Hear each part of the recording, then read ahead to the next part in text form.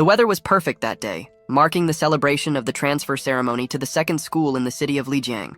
An animated group of students gathered in a spacious courtyard, surrounded by castle-like structures, giving the place a majestic atmosphere that stood out against the vegetation. In front of the assembled students, the director of the institution, Luo Hend, a bald man, imparted words of wisdom to everyone present. You have a single opportunity to shape your future destiny, so ponder carefully about your choices. He advised against being solely swayed by combat-related professions, emphasizing that careers in mechanics and summoning required considerable resources, something challenging for ordinary people. The impact of the speech left everyone present extremely excited and full of expectations. Some aspired to become berserkers, eager to awaken as true hunting machines, while others aimed to pursue the path of pharmacy. Among those present, a young woman expressed her thoughts, eliciting a reaction from a blue-haired boy who mockingly questioned, "Aha, is it true that you're afraid of dying?" Years ago, a revolutionary virtual reality game called Eteral was released. The unique experience and thrilling battles provided by the game led people to become increasingly addicted. However, one day, an intense green light broke through the skies, enveloping the entire city. The landscape was drastically transformed, with skeletal monsters flying through the still-tinted skies. The Earth's surface expanded enormously, giving rise to numerous dungeons and bringing with it a variety of monsters and alien races. Chaos descended upon the city, with the opening of multiple portals generating fear and widespread panic. Screams echoed as desperate people fled in all directions, trying to distance themselves as much as possible. At that moment, the game intertwined with reality, allowing all humans to enhance their powers, exchanging and improving their classes to fight against the emerging monsters. It had been a year since our protagonist, Zhou Yi, found himself immersed in this new world. A common young man, his arms wrapped in bandages, carrying a serious expression. Before delving into the current events in Zhou Yi's life, it is crucial to revisit a significant moment in his history, the death of his mother. This was a period that preceded the adoption of his new identity. Soon after, his sister, Zhou Yun, succumbed to a mysterious illness for which conventional doctors had no solution. Desperate, Zhou Yi sold his house and sought help even among relatives, resorting to low-level priests in an attempt to keep his sister alive.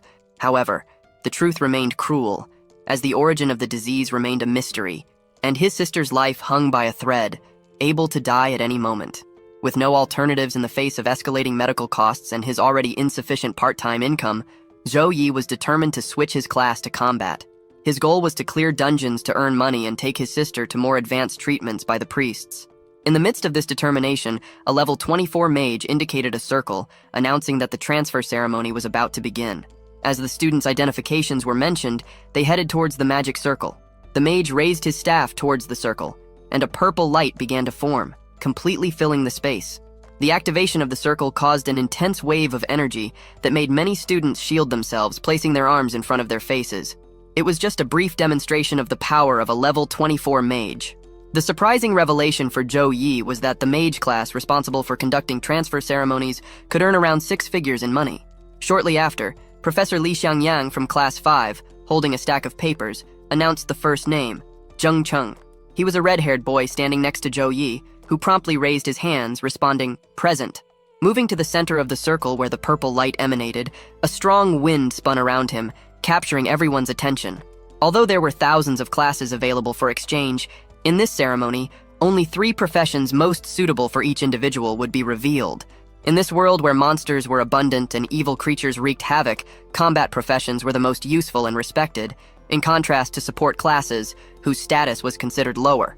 Zheng Cheng expressed his frustration as he prostrated himself on the ground, disappointed that only classes like Pharmacist, Enchanter, and Decomposer had appeared for him. Clenching his fists on the ground, he exclaimed, "My God, how unlucky!" According to the probabilities of previous years, some people still held hope of eventually switching to a combat class. Among the 3 options that appeared for him, Enchanter was considered the most promising. After several names were called, finally, number 31 was announced, Zhou Yu. He took a deep breath, his eyes reflecting not fear, but confidence. With determination, our protagonist headed towards the circle, remembering that academic performance and attributes were not decisive factors at this moment, where equality prevailed. At this crucial moment in our protagonist's life, a man questioned Professor Lao Li about how many students from his class would move to the combat class. The answer was that only 16 would have this opportunity. The man then began to boast, mentioning that in his class there were 21 fighters and all indicators were according to plan, provoking Lao Li's anger. However, something caught everyone's attention. Turning to the center of the circle, the man asked, "What's happening with the class monitor? Is he frozen?" The wind hovering over the circle began to envelop our protagonist, who remained with closed eyes. The breeze became more intense, even causing his shirt to sway rhythmically. Opening only one eye, Zhou noticed that his necklace was shining more brightly and had moved away from his body. Gradually, the glow became more vibrant, taking on a golden hue. From inside the necklace, a tangible light radiated through the surroundings, leaving Zhou surprised and questioning what it could be. The light emanated the energy of a system being created. Once the activation was complete, various notification screens appeared in front of Zhou, informing him that the upload was complete. The most robust professional auxiliary system had been activated, along with a S+ level talent and the protection of the divine angel. Zhou rubbed his eyes, unable to believe what he was witnessing. A system? He questioned himself, but upon opening his eyes, notifications requesting acceptance of the divine protection still remained before him. Is this a real system? He wondered to himself. He raised his hand and touched the screen, recalling that he had acquired this necklace at a street stall in his previous life and had always kept it with him. In the past, he had tried to activate it several times without success, leading him to believe that maybe it was just a kind of treasure. Incredulously, he realized that this was indeed a miracle. The system screen indicated a divine angel protection of S+ ranking, and his affinity with light had increased significantly. He concluded that the effects of all abilities, divinities, and light were doubled. In this world, talents range from F to S level, and the higher the level, the better the amplification effect. Remembering this, Zhou smiled with hope, as the 3 optional classes that appeared in the ceremony were directly related to talents. While our protagonist marveled at his new gift, exploring the screens of a newly created system for him, others watched, wondering why he remained standing there. Some even questioned if he didn't want to switch classes, although that seemed unlikely, as something like this had never happened before. Suddenly, before everyone, a golden light cut vertically through the sky, completely altering the atmosphere of the place. The sky, once blue and full of clouds, took on a rosy hue with some golden rain-laden clouds emerging above all, leaving everyone stunned. The director, perplexed, asked the mage beside him, "Is this a class transfer phenomenon?" To which he replied, "No, it's a vision of talent awakening." Descending from above was a divine being with 3 pairs of wings. As it descended, some feathers detached, falling all around, and the entity approached Zhou, who remained enchanted by the beauty of this creature. His fixed eyes sparkled in the face of such perfection, while his necklace responded to the brilliance of the moment. The divine being had long hair that reached the waist, a beautiful face, and, instead of eyes, a golden blindfold. Everyone was amazed by what was happening. It was indeed a divine entity, graceful and imposing, hovering over Zhou, saying, "The light is your belief and the source of your strength." She extended her hands, smiled, and continued to say, "With the support of faith, the sacred light will always protect you and burn away all evil." As she nearly touched Zhou, our protagonist's body lifted, raising his head still in awe, responding to the touch. The angel began to transform into light, dematerializing towards the touch on Zhou's face. Finally, only the outline of her wings remained marked on his forehead, which at this moment remained with closed eyes. Upon opening them, a strong energy penetrated his body, his eyes gleamed in shades of green and gold, and a 4-pointed star symbol appeared in the center of his forehead and eyes. The sweet voice of the angel still echoed, saying, "Yet, I will always be by your side." Next, the light enveloping our protagonist seemed to burn through his entire body. His hair stood on end, his eyes widened with brilliance, and he let out a silent scream, as if undergoing a shock. Suddenly, that moment ceased, giving way to the appearance of 3 figures hovering over him. The people who were there, watching, were incredibly astonished, in shock. One of the students approached his teacher, questioning if gaining new talents during the class transfer ceremony was a matter of luck. Another, hands on his head, wondered if the divine angel's protection vow would be a new talent acquired by Zhou. However, the prevailing question was, what kind of classes are these? Professor Li, perplexed, his eyes fixed and unmoving, couldn't believe it. He only uttered the words, "This is," as he was surrounded by questions. The reality was that these 3 figures in front of Zhou represented the hidden class. Before him were the options of his choice, the Light Mage, the Sacred Priest, and the Paladin. The Light Mage is a purely offensive class, capable of generating explosions but with limited abilities for life-saving, making it vulnerable in a world dominated by extraterrestrials. The priest, on the other hand, possesses many healing abilities and even the incredible power of resurrection. However, his own combat ability is practically non-existent, making him dependent on others, which might be unsuitable for Zhou Yi. The Paladin, in turn, is a balanced tank, capable of both resisting and attacking. For Zhou Yi, none of the options seemed perfect, but the gift of the light affinity was present. Considering it to be the most suitable choice, Zhou Yi placed his hand on his selection, becoming a Paladin. The figure of the Paladin rises, revealing itself as a massive knight in armor, holding on his shoulders a weapon resembling a judge's hammer. Before him, Zhou Yi seems like a mere ant. The knight begins to move, narrating the fundamental pillars: humility, honor, heroism, compassion, responsibility, and finally, he slams his weapon on the ground as the voice resonates, "Do what is right." Looking down at the small figure below, the Paladin concludes by saying, "A perpetual quest for justice and righteousness. That is to be a Paladin." Zhou Yi meets the gaze with a serious expression, showing that he takes seriously all the commitments mentioned by the imposing knight. Facing each other, the Paladin shines, leaving traces of light passing between him and Zhou Yi in perfect harmony. This same light envelops the body of our protagonist, his legs. Suddenly, 6 beams of light penetrate his back, unifying the figure of an angel with its imposing wings and the Paladin covered in golden armor. The system notification congratulates our protagonist on the profession change, now transformed into a Paladin. Beneath the helmet, Zhou Yi's face expresses conviction that he has just made the right choice. Upon concluding his ceremony, Zhou Yi was warmly welcomed by his classmates and schoolmates. Everyone wanted to be part of the same team, claiming that together they would achieve a high score. Some declared themselves wizards and asked to be called upon when Zhou Yi needed help. However, one person pushed everyone around, saying, "Don't cluster together, step back." Changing his mood completely, this man, with shining eyes, approached our protagonist, praising him and emphasizing how amazing everything had been. He asked Zhou Yi to rest for today, as he would need to report to the director's office the next day. Despite the comical scene, Laoban's actions frightened Zhou Yi, who tried to discreetly distance himself. After a while, our protagonist was already relaxed in his room, analyzing the distribution points that were still available for allocation. Frantically, he began to fill in the points, prioritizing the increase in strength, followed by physical fitness. Attacks with enough lethality to defeat monsters would be much more efficient. After completion, he had 26 points in strength, 20 in constitution, 18 in speed, and 16 in intelligence.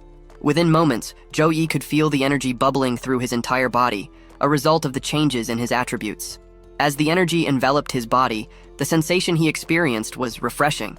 As a result of activating the points, the system also notified him of his first mission as a Paladin, consisting of a daily routine of one-on-one duels. Zhou Yi found it all interesting, and the rewards were great, so there was no reason not to accept. He clicked the confirmation button, and suddenly, a light began to envelop his finger. In an instant, he was engulfed in this light. The system was pairing with a random field compatible with his level. Once completed, a message appeared. "Kill the E-rank monster Gulabi." Zhou Yi was surprised by the rest of the message. "Please take this test seriously. If you die in the test, you will die in reality." Zhou Yi was already in a kind of mine, with no living soul around. He remembered from books that the Gulabi monsters lived in mines and, although not carnivorous, were still bloodthirsty and violent when they spotted humans. As he searched for these monsters, one of them appeared behind him, attempting to catch him by surprise. However, quickly, our protagonist noticed the failed attempt, emphasizing how they were dumb. They were monsters with impactful attacks, sharp claws capable of easily cutting through minerals. In the same instant, Zhou Yi skillfully dodged this onslaught. Excited to be facing a monster for the first time, he wanted to test himself, to see if he could defeat them without using any skills. Zhou Yi prepared for a leap and, propelling himself, landed a bit farther from the creature. Realizing that his body had become more flexible and his jumping ability had also improved, a result of the increased points in the 4 attributes. He got up, turned to face the Gulabi that was already charging at him. The monster tried to hit him again with its sharp claws. However, Zhou Yi managed to dodge. And not just once, but every time he achieved the same result.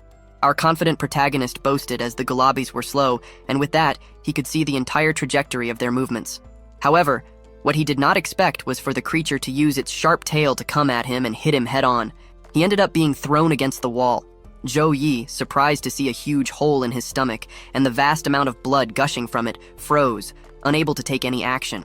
Automatically, the golden energy began to emanate from him, and he, weakened, had to drastically support his hand and knee on the ground, still dripping a lot of blood. Seeing our protagonist fallen and weakened, the Gulabis now appeared as an imposing creature. Zhou Yi, putting his hand on the wound, saw a golden light emanate from it and said to himself, monsters don't care how much you trained in school. He applied a level 1 self-healing, which would take about 30 seconds, restoring a certain amount of health to 2 teammates within a certain distance. Zhou Yi stood up, his wound healed, affirming that he could not be underestimated by a low-level monster. The Gulabis focused, threatening him again with its claws, but this time, it was our protagonist's turn to counter-attack. Zhou Yi positioned his 2 hands in front, and a light appeared. In a cross shape, it was directed towards the creature as his hands turned backward. Everything lit up, and this ability was called Pure White Blade, Level 1, Rank C. After the strike, the attack would inflict magical damage. He propelled himself again, activating the Level 4 Tiger attack. It involved grabbing an enemy and running forward for a certain distance before throwing them. While running, he could deal damage with multiple attacks along the way. His charge was so violent that several debris fell in his wake. He advanced toward the creature and pushed it against the wall, causing damage. Zhou Yi clenched his fists, which were already surrounded by golden light, and said, "Let's go, my dear." From the body of the Gulabi, various lights emanated while it was still pressed against the wall. These lights were traces of the multiple punches delivered by our protagonist. The attacks persisted until a notification appeared, informing that the Gulabi monster had been defeated, and the test was complete with a rating of A. He could choose 3 rewards among 10 additional attribute points, acquiring Paladin abilities, or obtaining random Paladin equipment. Our protagonist stopped for a moment, analyzing all his possibilities. Attribute points and abilities are the source of a professional's power, but he was not in a hurry to improve his skills as he could still obtain these points for free. A good weapon would be of great help for the future, but the system would provide weapons as rewards. Otherwise, he wouldn't be able to afford them. He opted for attribute points and random equipment, winning a simple one-handed sword. Next, the entire test area dematerialized in front of him, and in no time, he was back in his room, while a vibrant sound was heard coming from his pocket. He picked up his phone, saw that it was already 5 in the evening, and realized he needed to go to the hospital. There, a girl named Zhou Yun watches the news on television, where the reporter informs, "The miracle of the appearance of a holy angel occurred in a student's class acquisition. According to sources, the student awakened a talent before acquisition and joined the secret class, the Paladin. This was the first time a secret class had appeared in the city in 50 years. As Yoon listens to the news, her heartbeat is monitored. She is the sister of our protagonist. At this moment, the head nurse enters her room, turns off the television with an annoyed expression. Irritated, she shows Yoon a paper containing the medical expenses and shouts while hitting the remote on the paper. "It's time to pay the bills, it's 10,000! 10,000! The girl is frightened. "Why did it increase so much? Wasn't it 5,000? Is this some mistake?" Yoon is worried about this increase because her brother works 3 jobs to earn exactly 5,000 yuan. Where would he get the rest of the money? The nurse didn't want to hear it. Crossing her arms, she threw in Yoon's face all the care she had during this period, the amount of medicine that was necessary, and even the number of times she had worsened. Her stress increased more and more, leaving the atmosphere heavy with her words. "Such a young girl, if you think something is wrong, you go and figure it out. This is a hospital." Yun stammered, trying to explain that she might have misunderstood everything, but she kept talking without realizing that behind her, there was a hand approaching. Nevertheless, she did not stop saying, "If you don't have money, don't get a rich person's disease. Just accept your fate." But she interrupted herself, feeling the man's hand on her shoulder and his voice calling her in a gentler yet threatening tone. When the nurse turned around, she saw 2 men in suits. One of them, with a gentle smile, mentioned that he had overheard the conversation and highlighted the insults that had been generated. Then, he threatened, "I wonder if the nurse will continue to act this way after a visit to the director's office." The nurse scowled, judging the first impression she had of the men, and they certainly didn't seem like good-natured people, so she decided to leave. However, reaching the door, she asserted sternly, "You must pay the medical bills today." Yoon was startled because she didn't know either of the men in front of her and asked who they were, wondering if they had come to collect a debt. Gently, the man extended his hand, showing his business card, and introduced himself as a friend of her brother. Joey entered his sister's room, distractedly looking at the hospital system paper that showed over 100,000 wen in the account. He asked if she knew what was happening, but inside the room were the answers to his questions. Yoon became excited at his appearance, saying, "Big brother," while Zhou Yi, surprised, just wondered who they were. The gentler man extended his arm in greeting, introducing himself as Zhao Wenbin, the mayor's secretary. He would like to talk about some things. Our protagonist, analyzing the sudden greeting, knew that the mayor was the city's biggest tycoon, and sometimes his secretary could even represent him. So, he wondered why someone like him had come to see him. They shook hands, formalizing the introductions. Then, Zhou Yi informed that it was not appropriate to talk in that room, suggesting going somewhere else. Wenbin instructed his companion to stay with the girl, while he and Mr. Zhou talked elsewhere. The other man simply confirmed with an okay, while continuing to play cat's cradle with Yun. In a slightly more distant place, some comments were heard. A woman remarked that everyone had an idea of what was happening at the academy, stating that someone had managed to join the hidden class. The woman showed her phone to two more friends, confirming that the person's name was Zhou Yi, and even had his photo in school. One of them had even made a comment about how handsome he was. In this same location, Zhou Yi himself was present with the mayor's secretary, Wenbin. Wenbin started the conversation by congratulating him on the S-class profession, the guardian of the saint, and his transfer to the Paladin. In response, our protagonist simply said, "It was just good luck." However, Wenbin emphasized that obtaining such a notable talent in a normal ceremony is not something that can be considered mere luck, highlighting that the mayor attached great importance to it. He informed that the mayor had expressly requested that nobody from the media bother him. The man placed a box on the table containing a golden glowing key. He explained that his boss had also specially arranged a batch of resources for Zhou Yi to prepare for the grand exam. These resources were stored in the city bank's vault, and this was the only key. The secretary stressed that if our protagonist had any other special requests, he shouldn't hesitate to communicate them. Zhou Yi remained silent, just observing that gleaming key. He knew that in the eyes of the mayor, he probably believed that Zhou Yi would become a giant and that investing heavily in him wouldn't do any harm. However, as Milton Friedman once said, there's no such thing as a free lunch, especially in that world. Obviously, the mayor was hoping that one day this could be repaid. Knowing that this might not be enough, the secretary stated that from that moment on, a professional medical team would be available 24 hours to attend to Miss Zhou Yun, along with a level 36 priest who would be in the city in a month to attend to her specifically. At this point, there was no more doubt that they had discovered the weakness of our protagonist. Zhou Yi closed the little box with a simple smile, just thanking for the generous offer. After some time at the hospital, Yun was excited as her brother recounted his big news. With a charming twinkle in her eyes, she joked, "Brother, you're going to fly to the sky. Can I hang onto your legs?" Our protagonist flicked his sister's head, affirming that after this, she really needed to take even better care of herself. Curious, Yun asked about his abilities, as they are unique to each class. Reflecting on it, after the class change, only 3 specific abilities emerged for the Paladin. Pure White Blade played the role of the main attack. The slow regeneration ability took on the function of the primary healing, and the weapon blessing acted as support. At that moment, an idea popped into his mind. Can slow regeneration restore my little sister's health? He gently placed his hand on her head, and an energetic light began to emanate from his hand, indicating the use of this ability. Suddenly, the light intensified, enveloping Yun like a capsule that emitted a glow exclusively over her. Yun, with closed eyes and serene, could express how good she felt. In her thoughts, the sensation was like being in a hot tub, where small beings performed relaxing massages all over her body. After this wonderful moment, she could only hear her brother asking if she felt better, struggling even to open her eyes. However, as if by magic, she became completely excited because she no longer felt pain in her hands and sensed a comforting warmth.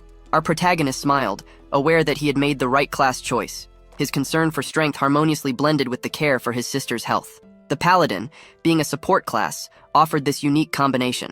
Even if he couldn't heal her completely, the ability to alleviate some of her suffering was already gratifying. The next day, the school director approached Zhou Yi, revealing that his phone nearly exploded due to the large number of calls from colleges and universities interested in a special recruitment. At that moment, teachers from 4 of the top 10 universities were present to evaluate him. Zhou Yi needed to deliver a remarkable performance and strive to secure the best resources. He explained to our protagonist that all these teachers were at the 2nd level and above level 35. Achieving a special recruitment would undoubtedly open doors to advanced training in the future. Curious, our protagonist asked which universities were interested in him. In response, he heard University of Rongyang, Sichuan University, Anji University, and Seoul National University. However, Zhou Yi showed surprise, asking about the absence of the top 3. Luo Hend explained that these institutions relied solely on entrance exam results, regardless of talent or class, and did not promote special recruitments. Upon reaching the destination behind the door, various conversations centered around fighter jets and their characteristics could be heard. The discussion was interrupted when the director opened the door, accompanied by our protagonist. In the room were the teachers mentioned by Luo Hend. Cordially, the director introduced them. Dear admissions office professors, the top student, Zhou Yi, is here. At that moment, the director introduced each of the present teachers, starting with Zhao Tianfu from Rongyan University, followed by Li Bing from Sichuan University. Professor Zhu Yu represented Seoul National University, and finally, Professor Yu Yuan from Anji University. Zhou Yi bowed in greeting to all the teachers, displaying his polite nature, and this attitude pleased everyone, as it did not allow arrogance to take over, even after achieving a hidden class. Once the greetings ceased, Professor Tianfu got straight to the point, asking for permission to discuss the conditions of his university, which was not well received by Li Bing. Nevertheless, Tianfu continued, "If you choose our university, you will receive 2 million yuans and 3 exclusive Paladin skill books." This offer impressed Zhou Yi, considering that an average family has a monthly income of 6,000 yuans, and Rongyan University was offering 2 million. Moreover, the Paladin skill books were resources to which ordinary people did not have access. Not even the mayor offered benefits like these. However, the offers didn't stop there. Li Bing presented an even more generous proposal, offering 3 million for admission to Sichuan University, along with 3 class skill books per year, 3 transfers at level 56, and most importantly, a dedicated paladin who would personally instruct him. This surprised both the director and Zhou Yi himself. Level 56 individuals were the closest to the top of the world, and if our protagonist became their student, his future could truly be limitless. Everyone seemed astonished, but a red-haired woman seemed quite calm, saying, Boys, this is just child's play. We need more sincerity." Then she explained that the admission fee for Seoul National University was not very high, only 2 million. But upon enrollment, they would immediately provide a B-level practice resource. "B-level practice resources," exclaimed Director Luo Hend, incredulous. He immediately turned to our protagonist, wide-eyed, veins bulging in his head, and smoke coming out of his nostrils, shouting even louder. "Say yes, quickly! B-level training resources cannot be measured with money." The reality was that with these celestial materials and earthly treasures, even a pig could transform into the most powerful monster. The woman, pressing for an answer, asked which proposal he would choose among them. Zhou Yi humbly thanked everyone but declined the invitation for the special recruitment. This decision surprised the director, who asked him not to be impulsive. Professor Zhu Yu, with a stern expression, wanted to know the reason for this refusal. Our protagonist then responded simply.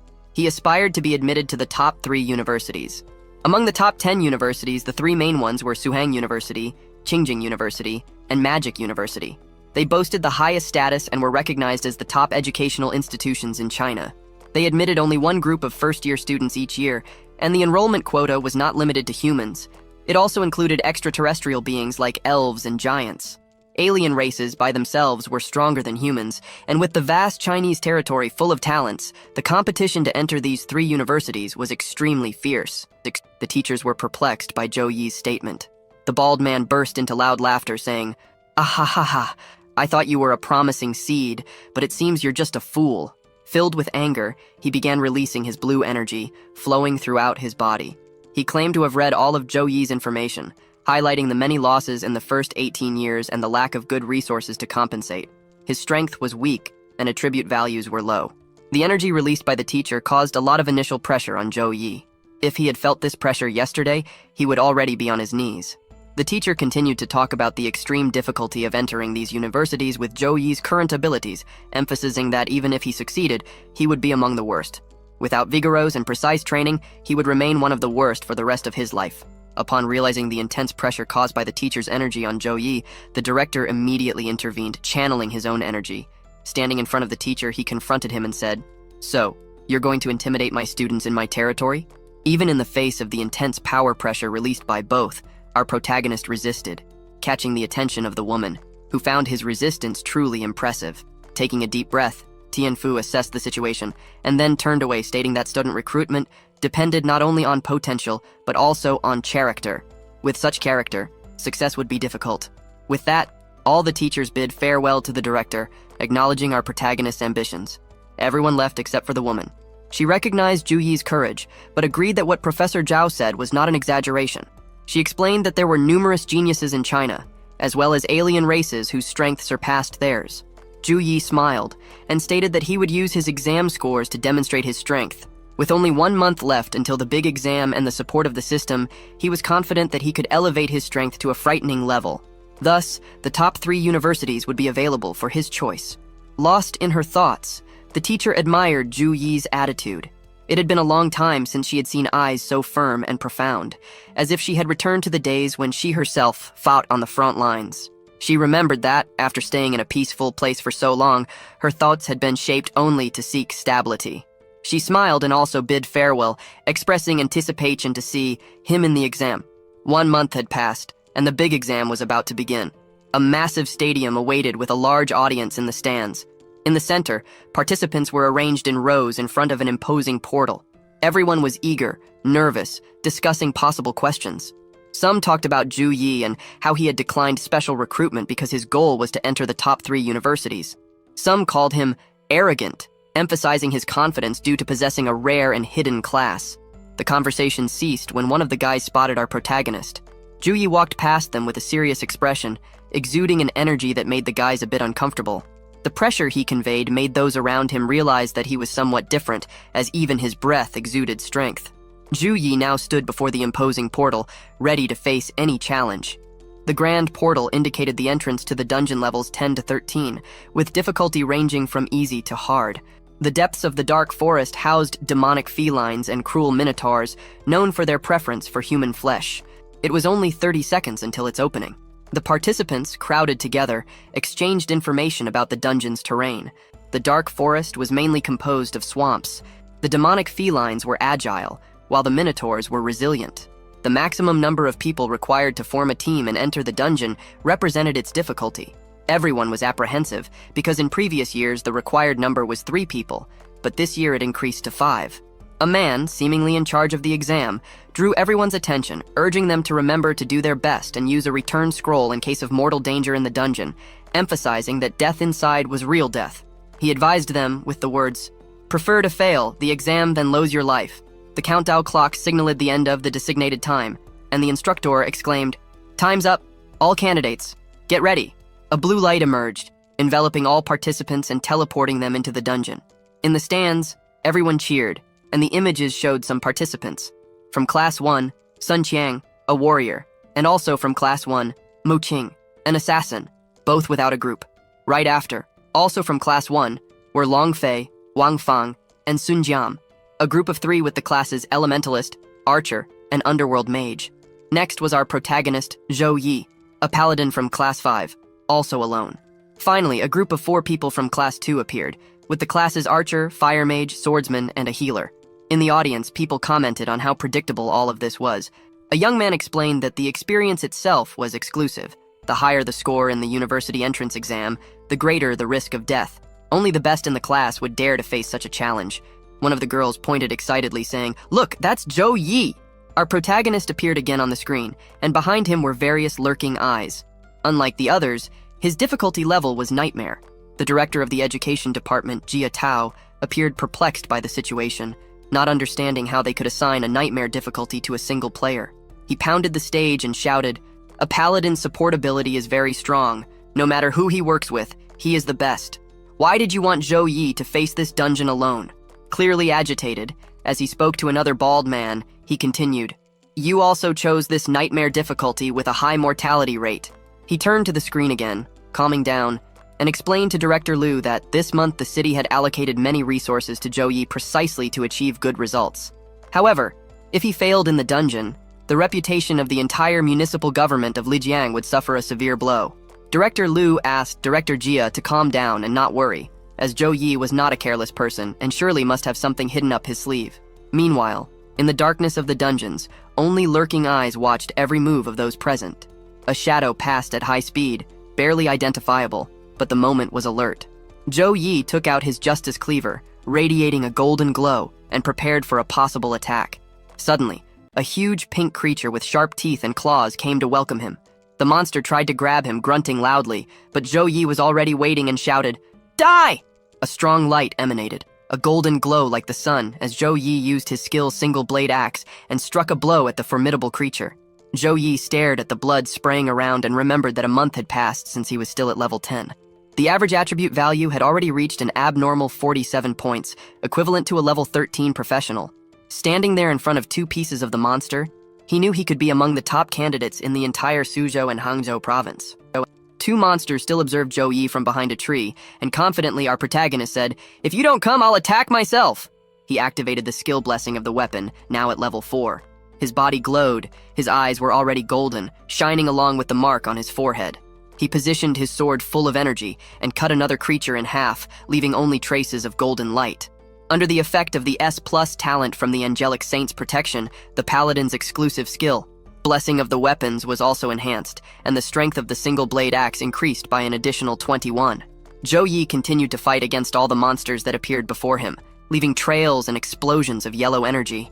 Immersed in his thoughts during the battle, he knew that if other students discovered this powerful increase, they could feel a lot of envy. Despite everything, the exam dungeon was limited to weapons classified as 3-star bronze or lower, and the enhanced single-blade axe in his hands was a 5-star bronze quality weapon. In the grand exam, where each attribute was valuable, this was enough to create a significant gap between him and the other students. Surrounded on all sides by monsters, Zhou Yi summoned the pure white blade. He then crossed his hands, forming a cross, and shot several blades in all directions where the creatures were. Everyone who witnessed that moment vibrated with excitement. The pure white blade, boosted to level 5, had considerable light attribute damage, and with the reinforcement of the Angelic Saint's protection, Zhou Yi could instantly eliminate low-level monsters. Holding the hand of one of the monsters, he amplified his energy and shot it at one of the creatures still standing. The blow hit the middle of the monster, causing its imminent defeat. Everyone watching was completely amazed by the actions of our protagonist. They said, "This is insane. It's simply overwhelming." While others commented, "This Zhou Yi is very powerful." The vibrations didn't stop there. Someone said, "I saw that simple axe in the shopping center. It's very heavy, but Zhou Yi uses it as if it were a toy." Some wondered if he had invested his points in strength, and in response, a cross-armed and grumpy-faced man mentioned the speed comparison between the demonic feline and our protagonist. Not only the speed, but even his axe was extremely fast and powerful. So, the free points, like wisdom, definitely weren't low. The angle of the axe, the attack distance, and the intensity were very well controlled. The reality was that Zhou Yi was simply a combat genius. Our protagonist was being observed and analyzed by various people. One of the teachers observed another colleague who was intensely analyzing that battle and thought, "How did someone so talented end up in Class 5? While another man, with a more severe expression, affirmed that this student, Zhou Yi, really had a strong sense of combat. However, what he did was reckless. The first wave of felines was a waste of energy. In the Nightmare Difficulty dungeon, demons not only have great strength but also a large quantity. At this moment, Zhou Yi was surrounded, and there were various monsters on all sides. Seeing this situation, the man completed his analysis. Not even the best mage could falter due to magical power exhaustion. The weight of the axe itself is a huge burden for a professional. He might not feel it when cutting once or twice, but if he cuts hundreds of times in a row, he won't have the strength to lift the axe, and eventually, he'll be torn apart by the demonic felines. The demonic felines were everywhere, eager for the human flesh that Zhou Yi represented. Jumping toward our protagonist, Zhou Yi focused only, knowing that the next wave of felines was coming, and there might not be time to breathe. There should be at least 100 demonic felines in the area. The question on everyone's mind in that tense moment was, could Zhou Yi escape from this? With all those felines coming his way, hungry and thirsty, Zhou Yi had his attack ready, and, with his axe, left only the trail of energy in the air, cutting the felines closest to him. Again, he positioned himself, joined his two hands to form the cross of his skill, and shot while leaping in the air, aiming to hit those fearsome creatures. As he descended to the ground, Zhou Yi quickly spun his weapon, turning it into a spinning lance that cut any monster that dared to approach. He struck his final blow on a monster trying to reach him. Slowly, the lance aimed at the head of that creature, and with just one touch, the last monster fell, leaving Zhou Yi standing in front of that terrain now surrounded by dead monsters. Suddenly, in front of him, a blue circle opened, catching the attention of our protagonist, and expanded until it became a complete portal. This portal was the entrance to the next level. Confidently, Zhou Yi put his weapon on his shoulder, walked towards the portal, and passed through it. On the other side, dozens of creatures were already waiting for him, all hungry for human flesh, ready to make Zhou Yi their afternoon snack. In the live broadcast on Kwaikan, the presenter gestured toward the large screen, displaying images of the participants' feats.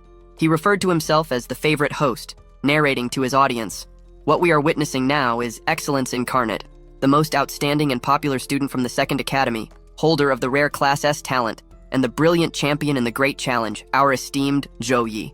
The presenter brimmed with enthusiasm. His face lit up as he pointed to the timer, exclaiming, "He conquered the first level of the Nightmare Dungeon in an incredible time, just 3 minutes and 17 seconds. Folks, this is absolutely extraordinary." As the young man pointed out that this surpassed the record of the previous year's favorite, the cameraman gently asked him not to block the lens, sensing the tension in the situation. In the audience, a spectator commented on our protagonist's frenetic movements, noting that he seemed a bit exhausted towards the end. This prompted a question about how many physical points Joe had. Quickly, a young woman in the audience enthusiastically responded, explaining that Director Jia had warned about the risk of depleting his energy during the initial encounter with the monsters, but she still expressed some skepticism regarding the director's words upon seeing the young man on the screen. Master Lee then intervened in the conversation, emphasizing the importance of carefully analyzing the exam, suggesting that Director Jia's words might not be entirely trustworthy. The girl noticed Master Lee's disguised smile, questioning his true happiness in the moment. Despite Lee crossing his arms and telling her not to talk nonsense, he soon placed his hands on his own cheeks, reflecting to himself, "Is the smile on my face that obvious?" The narrator continues to comment on our protagonist, who was already facing a variety of monsters after passing through the Door of Light. The monsters awaiting him had different levels and classifications, each with diverse abilities. Joey began to analyze his situation, noticing the presence of fluorescent feline demons acting as priests, fiery feline demons playing the role of mages, and dark feline demons steeped in curse. Additionally, there was a silver minotaur capable of inflicting extremely high damage, making the combination of their attacks even more dangerous. If in the first level of the dungeon, Zhou Yi faced individual adversaries, now, in the second level, he would confront a well-trained army, thus increasing the threat of death 100-fold. Suddenly, all those creatures unleashed a deafening roar, filling the dungeon with thunderous and terrifying sounds, especially as they displayed their mouths full of sharp teeth. In no time, the creatures began to advance towards our protagonist, some attacking directly while others stayed in the rear, preparing long-range abilities. However, what surprised Jui was when he realized a dark figure enveloping his hand, soon spreading throughout his entire body, leaving him completely immobilized. He had been cursed by the feline demon, trapped in that place as the monsters drew closer and closer. The curse began to tighten around his neck, but Joey showed no signs of apprehension. On the contrary, his gaze brimmed with confidence as he proclaimed, "The warrior advances, the priest grants protection, and the mage assists with spells. Cooperation is crucial to the strategy." In the audience, everyone was nervous about what could happen, some even trying to disguise their tense expressions. When one of the feline demons attempted to attack Joey with its claws, our protagonist invoked the power of his necklace, causing it to glow intensely. Within seconds, this glow intensified, enveloping him completely as he uttered the words, "Cross of Sacred Light." Instantly, from the sky descended a massive cross with a strong golden glow, firmly embedding itself in the ground around him. Its radiance was so intense and powerful that the dreadful creatures began to burn in agony. Roars of despair and pain echoed as the golden intensity grew stronger, leaving everyone motionless in the face of the magnitude of the event. This ability was the Cross of Sacred Light, Level 4, and Classification B. It summons sacred light, condensed in the form of a cross through the conjurer, inflicting continuous fire damage with light attribute to enemies within a certain range every second. It didn't take long for the wave of monsters to be defeated instantly, leaving our protagonist Zhou Yi facing the fallen bodies of his opponents. This caused a stir among everyone present, including Director Jia, who exclaimed, "How fierce! All the low-level monsters were annihilated in an instant. Who the hell told me that a Paladin is a support class? That's an area attack skill with a B classification." Talents were also ranked, just like skills, with 7 different levels, from lowest to highest. The higher the ranking, the stronger the effect, and the harder to obtain them. While observing the scene, Joey reflected, "The government usually provides the most resources for C-rank abilities. How can they have B-rank abilities? Joey is not an ordinary boy." Despite the havoc caused by Joey's ability, there was still a minotaur standing before him. With his glow still radiant and the cross embedded behind him, Joey pointed his weapon at the monster and challenged, "It's just you left, come on!" The minotaur, in turn, unleashed its rage ability, accompanied by a much larger shadow than itself. Its eyes turned red, matching with another ability called Supreme Lord and War Stomp. The ground split open, forcing Joey to leap to try to dodge the attack. The creature charged towards Joey, using another ability called Wild Shock, which in its hegemonic state cannot be interrupted by any damage. However, Zhou Yi leaped again and used his aerial cutting ability, striking the monstrosity with a light that sent it flying. He then wielded his sword and began to strike the opponent with his skill, Pure White Blade, but the Minotaur's tough skin seemed to have no effect. Realizing this, Zhou Yi raised his sword and delivered a powerful blow that cleaved the monster in half. Death was imminent for the fearsome creature, with blood spreading across the area as Zhou Yi approached the sprawled body on the ground to check if it was dead. With a firm motion, he crushed the Minotaur's head with his foot, causing a circular sphere to form, indicating the portal to the next level where the boss awaited. The crowd erupted in madness and delirium as the 4-meter Minotaur was defeated with just one axe blow, a truly impressive feat. The narrator exclaimed, "Folks, we can't forget that this happened while the Minotaur was in a rage, and that power is absolutely absurd. What an incredible combination. We love you, Senior Joe." He continued to shout with excitement, announcing that the second level was completed in just 59 seconds. Even Director Gia was impressed. Our protagonist had demonstrated skillful control of his abilities, along with extraordinary power. Clapping his hands, the director remarked, "It's hard to believe he changed classes just a month ago." He turned to the school director and added, "Director Luo, congratulations. The second academy is about to have an unparalleled prodigy." In response, Lu offered a smile, stating that it was time for the academy to produce someone truly exceptional. Since the school's founding, the best student had been the 721st in the province, and Lu hoped that Zhou could once again elevate the second academy to new heights. Suddenly, someone in the audience pointed to the screen, noting that Zhou hadn't rested before facing the boss level, which caught everyone's attention, including the two directors present. Gia had a startled reaction, exclaiming, "What? If he doesn't recover and loses the battle against the boss, it will be a great loss." Lu tried to calm him down, suggesting that Zhou had his reasons and that everyone should just wait patiently. In the provinces of Suzhou and Hangzhou, known for their large population and abundance of talent, the top students often choose to face challenges in solo mode, on nightmare difficulty when they aim to reach the top 100 in the province. To become a provincial champion, they seek to overcome levels in the shortest time possible, facing the same difficulty. Zhou Yi was already in the boss room, where the Bull King, level 16 and unknown classification, welcomed him on his throne with a threat. "Human, for daring to set foot in my palace, prepare to die." The boss rose, wielding an axe, roaring loudly and ready to end our protagonist. Before him, Zhou Yi seemed as insignificant as an ant. Zhou Yi prepared to face the Bull King, utilizing his abilities of Dawn Blessing, Gift of Courage, and Divine Gift, and finally, the Gift of Protection, thus completing the Enhancement Blessing. The Bull King stared at him for a moment, and suddenly, our protagonist was fully equipped with his gleaming armor in its primal form, declaring, "Horned One, I'm right here." Both advanced towards each other for the long-awaited confrontation. Zhou Yi leapt, attempting to strike his axe into the Bull King. However, even with a giant axe equipped with 4 types of enhancement abilities, he could barely cut through the monster's flesh. The tension was palpable, reflected even in his helmet, which echoed his feelings. The Bull King bellowed, swinging his sword down upon Zhou Yi and delivering a blow in his direction. The force was so immense that the impact sent debris flying and raised a dense cloud of brown dust. At the last moment, our protagonist skillfully managed to dodge. With visibility reduced by the dust, a purple spot was perceptible amidst the confusion.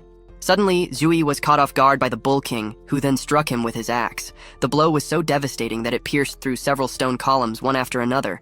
Luckily, Zhou Yi's Paladin armor protected him, or else his bones would have been shattered. Nonetheless, he reflected to himself, "Fortunately, this fight has taught me a lot, and this blow was not in vain." Zhou Yi extended his hand forward, pointing with just 2 fingers, and uttered, "Spear of Victory." A golden light began to materialize in his hand, followed by several portals through which these spears began to form. This ability, known as the Spear of Victory, was level 3, classification C. It shot a spear condensed with divine power at the opponent, inflicting great damage. Even pinned to the wall, Zhou Yi was now surrounded by several of these spears aiming towards the Bull King. All blades were fired towards their target, but they were intercepted by the boss's axe. The Bull King was much stronger and more powerful, making it impossible to defeat him with brute force alone. However, Zhou Yi knew that to win the provincial championship, he would need to find a way to overcome this adversity. Reflecting on this as he continued to launch several blades against his opponent, Zhou Yi affirmed to himself, "The intention of the examiners is never to put the students in a dead end, so there must be various ways to solve this problem."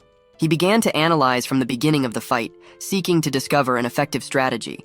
He realized that the Bull King's agility attribute was low, so if he could attack quickly from various directions, it might be difficult for the monster to react. So, Zhou Yi continued to press the attacks, capitalizing on the Bull King's weakness in endurance. Despite having greater durability and HP, the monster was still susceptible to suffering severe negative effects and damage when attacked. Zhou Yi knew he needed to unleash abilities that caused high damage multiple times in a short period. The Bull King finally fell to his knees, unable to defend against the numerous attacks launched, granting our protagonist a golden opportunity. Once again, Zhou Yi fired the blades towards the monster, causing a burst of light as he received a notification that his magical power was at its limit and needed recharge time. Achieving this required precise control of the timing and frequency of releasing the skill. As he moved towards the Bull King for the final attack, Zhou Yi had many dilemmas in his mind. If my final attack doesn't work properly, I will fail the exam due to magical power exhaustion before killing the boss. He wanted to use a big attack to finish him off, but unfortunately, time was running out, and this would be his last chance. Then, swiftly, he drew his axe and delivered a powerful blow to the Bull King. He attacked with all the strength he had left, cleaving the boss's body in 2 parts, thus causing his opponent's imminent death. A message congratulating Joey for completing the Nightmare difficulty Dark Forest dungeon in 9 minutes and 24 seconds was sent, thus recording the result of his evaluation. As he began to undo his armor, another message appeared before him, surprising him even more. It informed him of his classification score as an excellent SSS, positioning him as number 1 in the dungeon. With a look of astonishment as he read this, Joey realized that he had become the top student in the provincial exam of Hangzhou. Feeling an incredible happiness at having achieved his goal, he began to reminisce about the challenges he faced to get there. The previous year, since the time travel, his mother had passed away due to illness, and his sister had fallen seriously ill. He was overwhelmed with high debts and hospital costs. Despite it all, amidst this difficult environment, he chose not to give up, repeating to himself, "If you can't improve your attributes, work hard to enhance your fighting skills and cultivate your fighting consciousness." The appearance of the system was just a turning point in his life. His destiny was still guided by his own hands. It merely gave him the opportunity to work harder than others, making him unwavering in his heart. Completely undoing his armor, Zoe prepared to cross the portal that had opened again, ready to return. As a reward for his achievement, he had gained 5,212 experience points, along with 20 free attributes and 20 skill points. He ascended 3 levels, reaching level 13. He received an equipment called the Belt of Intense Forest, which provided him with 10 physical attribute points and 7 more in strength, along with life recovery effects and physical and magical recovery speed. Additionally, he obtained the Forest Ring, which increased his agility by 8 points and wisdom by 10, also offering life recovery, resistance speed, and magical recovery. Among other items, he also received 10 wild strawberries, which restored his magical power when ingested, and a bull card, classified as gold, an enchanting material that increased the team's power by 20 points after successfully being used. Upon returning to the exam site, he was greeted with warm applause and a hearty reception. Some hailed him as a Paladin god, while others expressed their love for him. His name echoed throughout the crowd, leaving him completely amazed by the wildly cheering audience. The directors of the academy and education welcomed him with smiles on their faces, acknowledging that completing a nightmare-level dungeon in just 10 minutes was an honor unseen for decades. They stated to Zhou Yi, "With our years of experience in university admission exams, Zhou Yi could be the best student in Suzhou and Hangzhou. He has a bright future ahead." Zhou Yi was profoundly grateful for these words. After his participation concluded, a fast car swiftly appeared on the scene, leaving everyone in the audience perplexed about its identity and the reason for being there. They soon realized with astonishment that it was a magical item called S-400, capable of entering flight mode. This item was handed over to Director Jia, who informed Zhou Yi that the results would be available in 3 days, and that he would receive an immediate notification when the time came. Director Luo emphasized the need for Zhou Yi to rest, and directed him to use the item. Zhou Yi was taken to the hospital, and as he walked through the corridors, he remembered the last conversation. Zhao Wenbin had quickly fulfilled his promise, transferring Yun to a more luxurious medical room and ensuring a professional team to oversee her condition 24 hours a day. Upon arriving at the hospital, Zhou Yi was approached by a nurse who was with him in the elevator. She smiled in greeting as he mentioned he was there to share good news with his sister. The nurse had heard that he had taken the exams that day, and from his happy expression, she presumed he had done well. As they reached her floor, a light breeze entered the elevator, suddenly turning into a strange chill. This was felt by both the nurse and Zhou Yi. The protagonist noticed ice forming as they reached the 26th floor, and upon opening the door, everything was covered in ice, leaving the nurse frightened and confused while Jo-yi was completely intrigued. Ahead of them, all the people were completely frozen and Jo-yi could only think of one thing: his sister. Without hesitation, he ran towards her room, unable to see anything else in front of him, while the nurse reached out her arm and shouted for him to wait. However, she too ended up being frozen by the strange phenomenon. Upon reaching the room, Jo-yi panicked, shouting her name, but he was incredulous to see a spiritual ice dragon circling around his sister, who was lying on the bed writhing in pain while a healer tried to contain her. With an immediate reaction, Jo-yi prepares to attack, unable to bear seeing his sister in such danger. However, he is stopped by the healer who immediately shouted, "Xiaoyi, stop! Do not attack!" The priestess creates a greenish magical circle, but her hands seem to be starting to freeze as well. The only thing our protagonist could do was to contain his anger as he clenched his fists and watched the imposing dragon spirits circling the room. The trail left by the dragon froze the entire environment, and Jo-yi approached as he talked with the priestess, who explained, "If you attack it rashly, it's likely that Yoon's heart will break." Driven by curiosity, Jo-yi asks why there would be a dragon there, and the woman begins to recount what had happened. Jo-yoon's cold suddenly exploded, freezing everyone in ice, and now the only thing she could do was suppress the cold air on this floor. She advised him to hurry and leave. Jo-yi was thrown into despair, not knowing what this could signify until the priestess stated, "Without a high-level priest, there's not much I can do." It was evident that the woman was doing her best, and that this was already draining her energies, but our protagonist wouldn't give up easily. He looked up, and then his expression changed. A soft, golden light began to envelop him the moment he said, "System, use all my skill points to enhance the slow recovery ability, formerly known as slow regeneration." The slow recovery skill was at level 4 and was being upgraded to level 10.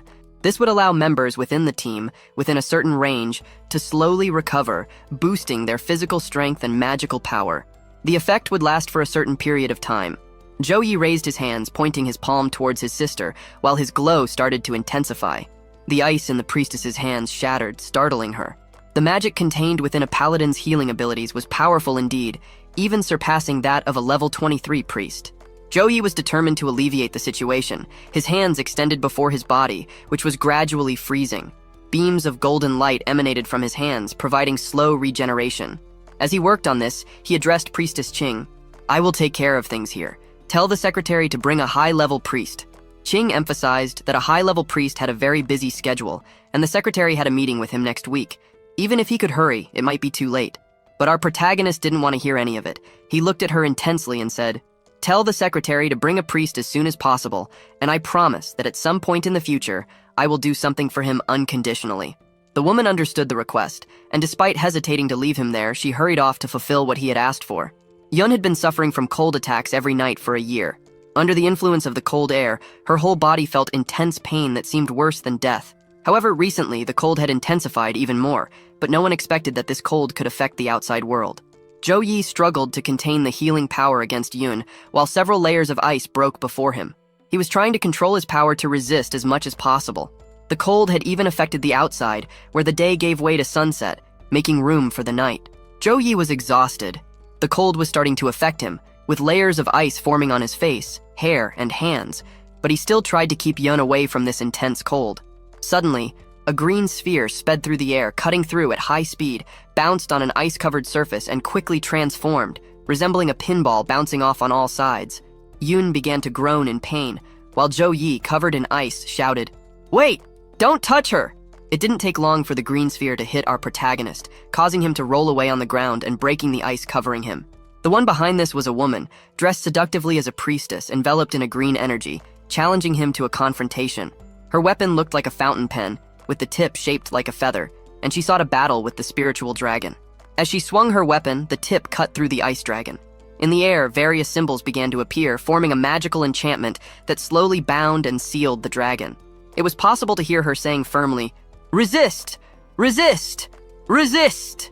Suddenly, the priestess's eyes gleamed intensely, and from them emerged another magical circle. The same design that was in her eyes was now projected outward, pushing the ice dragon back towards Yun.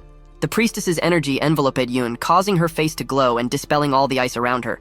Then, the woman struck her weapon on the ground, and power emanated from the tip of her sword, thawing the entire room. She said, "You must be Jo-yi. I've heard of you for some time."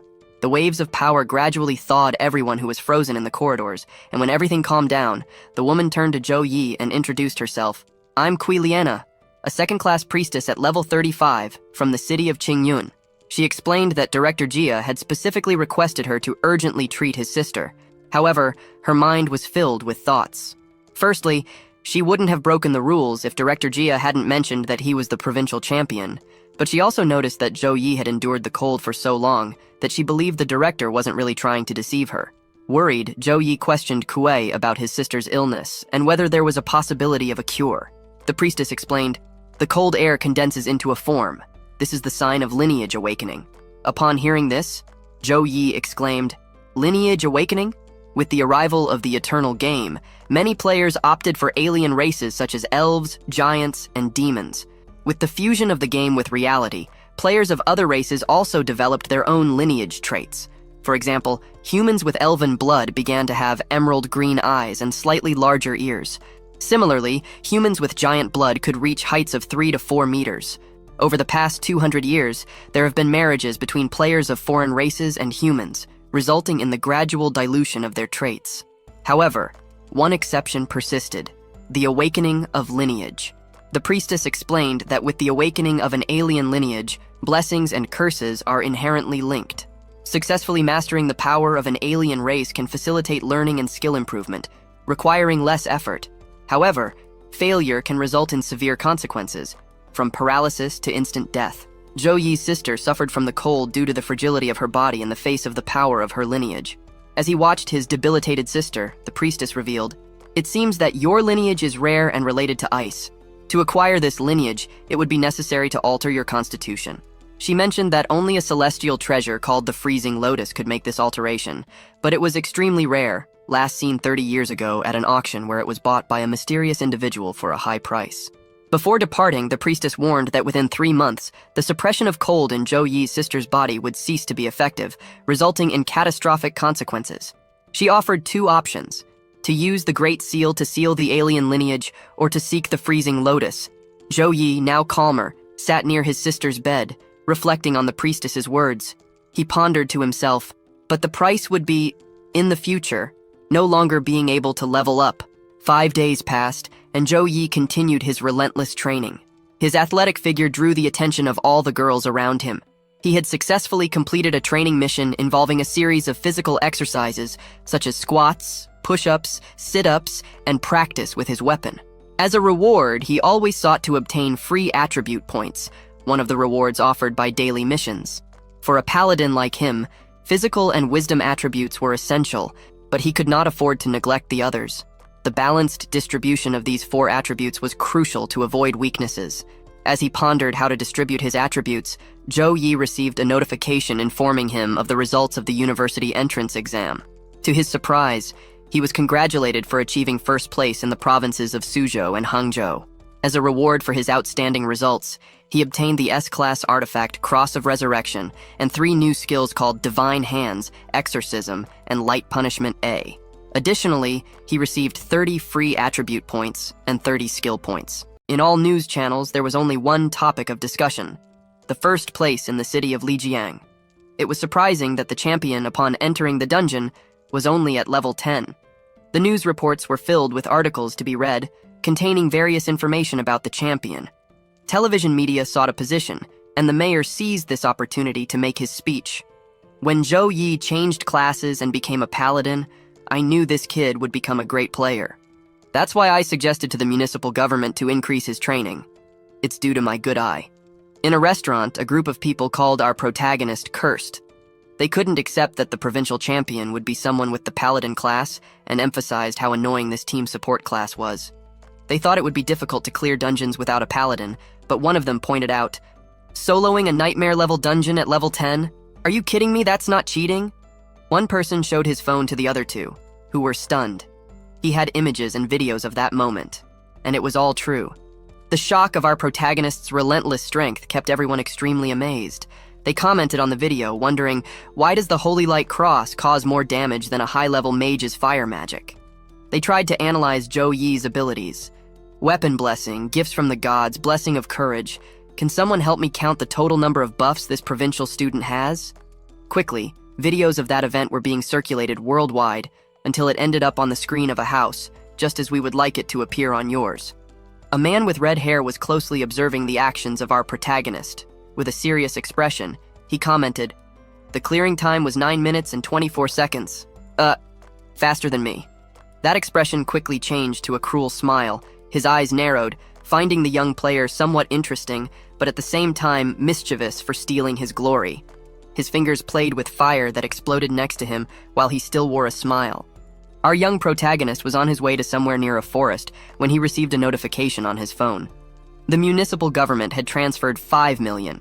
Boy, what a wealthy municipality. Next, the municipal education secretary of Lijiang also made a transfer of 2 million.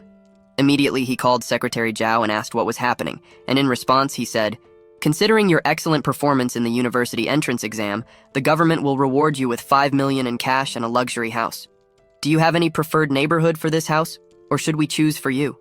Wow, can someone pass my contact to this secretary?"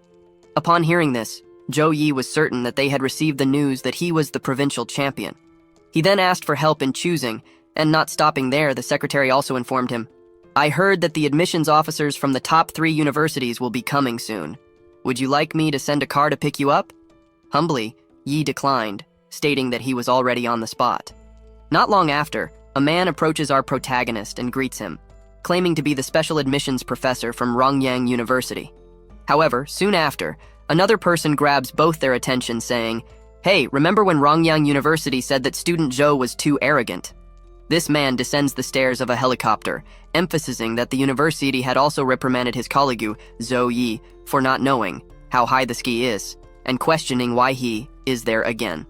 The Rongyang professor tries to justify himself amid the strong wind at the location, saying, "What I mean is that Zhao Tianfu ignored Rongyang University, was dismissed from his position, and expelled from the institution. If you're willing to come to our university, we're willing to pay 4 million. But folks, what are 4 million when he has already received 7? The man jumps from the stairs and lands on the ground, stating that no matter what conditions Rongyang University is willing to offer, he, representing the Magic University, is willing to offer double the amount. He then declares, "Zhou Yi, we're ready to go. It's better to return as soon as possible." Before the protagonist could react, a woman appears out of nowhere, leaving him completely surprised and gracefully says, "I want you." She quickly grabs him and flies away with him. She has long angelic wings, and as they soar through the sky, she asks, "Have you ever considered Jinkyo University?" Whispering in his ear, she asserts, "Student Zhou, we, and no one else, have enough resources for your development. During the 4 years in college, we will provide class practice resources for each academic year." As they were being carried higher, both ended up hitting their heads on some kind of magical circle, causing them to come to a stop in midair. The woman responsible for this claimed that in this competition for first place, it involved resources, qualifications, and reputation, and that Jingjing University could offer the same things as this angel did. With hands on her waist, she questioned fervently, "What's the point of simply kidnapping someone? If you don't come down, don't blame me for being rude." This statement was supported by another man who agreed, saying, "The truth may be bitter, but it's better to face it head on." Excitedly, the man points his finger and says, "Yai, our Magic University not only offers class resources every year, but also a complete set of gold-level equipment for each academic year." Zhou Yi and the pink-haired woman landed on the ground, and she, amiably, justified herself. "I'm not kidnapping anyone, just want to have a polite and friendly conversation with the student, albeit privately." She then asked him to make his choice. The woman who had created the magical circle to prevent the kidnapping introduced herself as Su Mayer, the admissions professor at Suhang University, and stated that she believes strength is king. She emphasized that whenever someone manages to enter the local and celestial rankings of the university, they can obtain resources and even S-class resources, not to mention A-class ones. Furthermore, the university has consistently held the first place in the freshman student exchange competition for the past 4 years, demonstrating Suhang University's ability to cultivate students as one of the best. After this presentation, the two women began discussing game data, while the man expressed that he was already getting a headache from the conversation.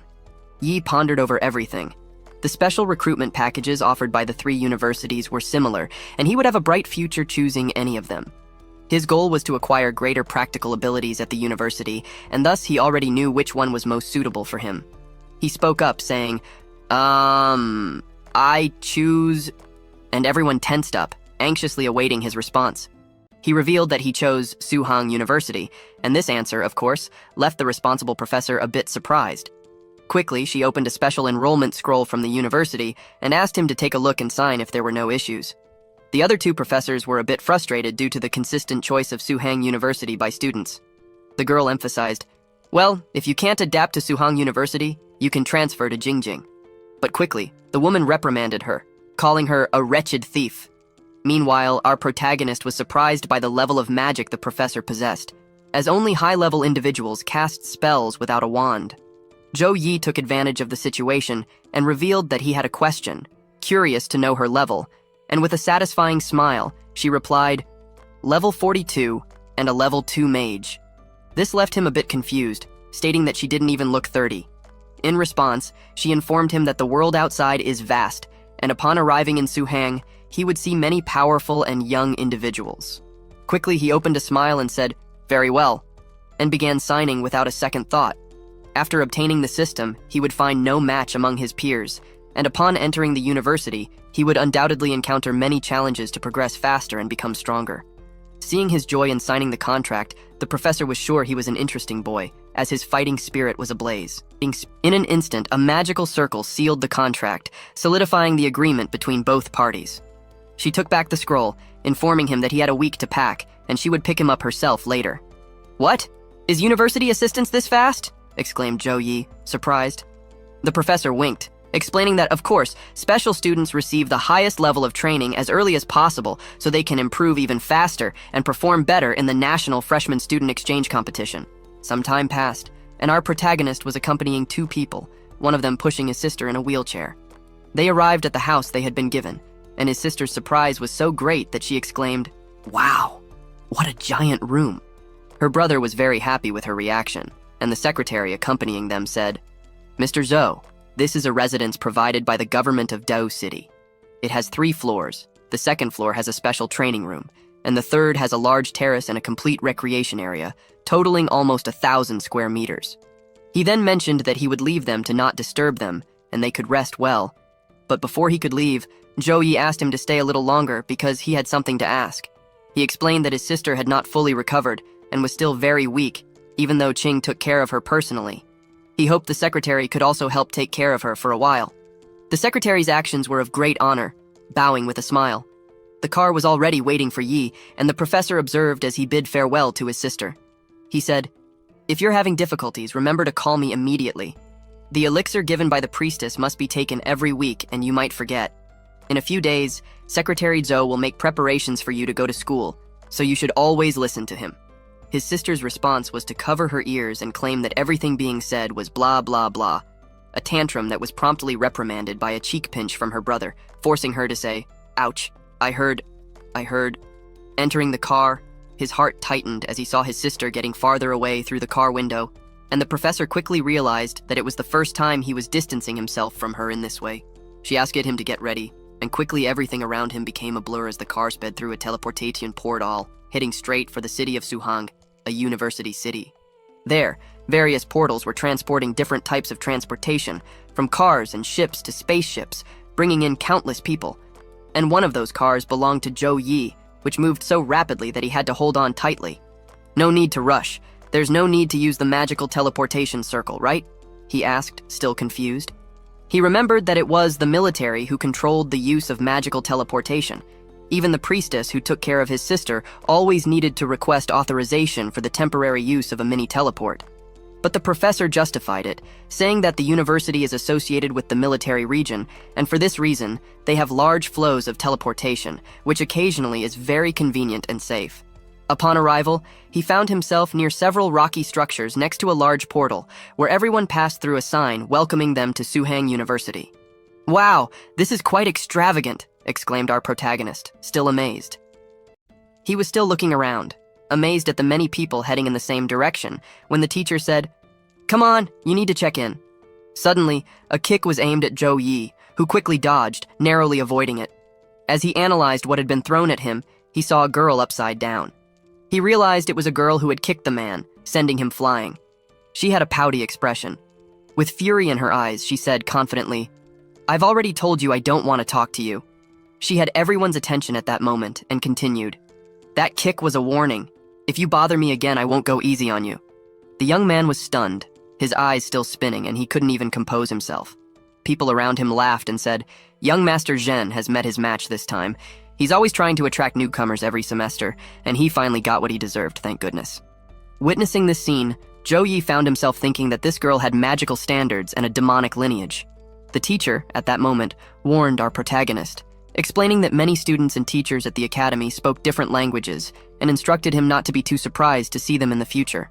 Zhou Yi wasn't concerned about it, but he emphasized, "Even if they are from other races, as long as they are on the side of humanity, I won't be hostile to them. I won't hold a grudge against an entire demonic race just because of my father." It didn't take long before fire suddenly appeared in her hands, along with a card on which she stated it was her student ID. He took the card still with some doubts. Ranking? Score? Then she began to explain the academy's structure. First, there's the ranking. Each year has its own ranking, and the stronger you are, the higher you are classified. Freshmen are ranked based on their performance in the exam, and he was in first place, as the strongest of the semester. However, this ranking is temporary, as there will be a competition for the newcomers in a month, and everything will be rearranged according to the results. She stared at him for a moment and said, "From today, you will be everyone's target. Everyone will be after your position." In response, Zhou Yi stared back with a smile and shining eyes, saying, "Since I'm in first place, I don't plan on leaving that position." Then the teacher continued to explain that the next aspect is the scoring system. Freshmen receive scores based on their ranking, which can be used to purchase meals, equipment, potions, and skill books, among other things. If you have enough points, you can get whatever you want. In addition to the ranking, there are two ways to earn points. First, the point missions. You can use your identification card to access the mission board and check out some suitable missions, and upon completing the mission, you will receive points. The second is the celestial and terrestrial rankings, where they receive a fixed amount of points based on the ranking. She continued to explain, saying, "There are 5,000 students in Suhang, and many want to enter the celestial and terrestrial rankings. You cannot be arrogant." As she explained all the details, they saw some students entering a room where there was a large portal. She emphasized that in addition to everything she had explained, Suhang has 3 realms. The first realm is the Goblin Dungeon, with the entry level ranging from 17 to 21. The second realm is the Twisted Forest, with the entry level ranging from 23 to 26. The third and final realm is Purgatory, with the entry level ranging from 28 to 31. They entered a training room where several people were training in pairs, as if they were in a PvP arena. In addition to levels, people needed to spend a certain amount of points to enter the realm, and with that, they could change the training room to practice and increase their level. Their opponents could be both robots and real people. Zhou Yi noticed a pair choosing their training types, and then he saw other people dueling each other. The strongest had absolute authority, with the most resources. That was the way to survive in Suhang. The visible smile on our protagonist's face already indicated that he was genuinely pleased. Suddenly, a group of students greeted Miss Su, the teacher accompanying Zhou Yi. As they passed by, everyone observed the new student and began speculating about who the young man the teacher was personally escorting could be. Since they had all been led by seniors in groups of 10, they questioned whether he had entered by recommendation. A man from that same group named Wang Li explained, "You may not know, students with special recruitment will have a specific teacher assigned to take care of their admission. First, to familiarize them with the school as quickly as possible. Second, to have an easier time recruiting them into their houses." Soon after, he asserted, "So he's the top student of this semester."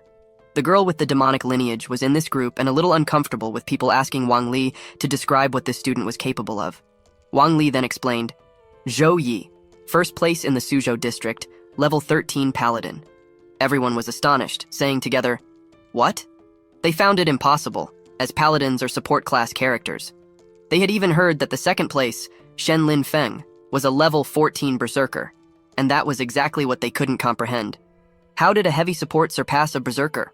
While everyone analyzed, some girls admired his beauty, to the point where he was handsome enough to be a celebrity.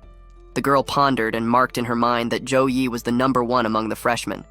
One of the guys in the group noticed her distracted from all the discussion about our protagonist.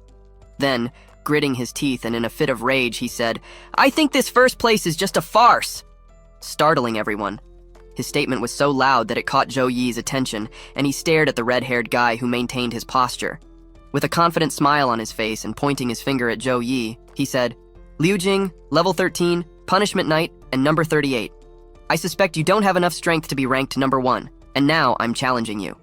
This attitude was quickly reprimanded by a bespectacled young man, advising him not to waste time, but Liu Jing completely ignored him, telling him not to worry and quickly moving away from his hindrance.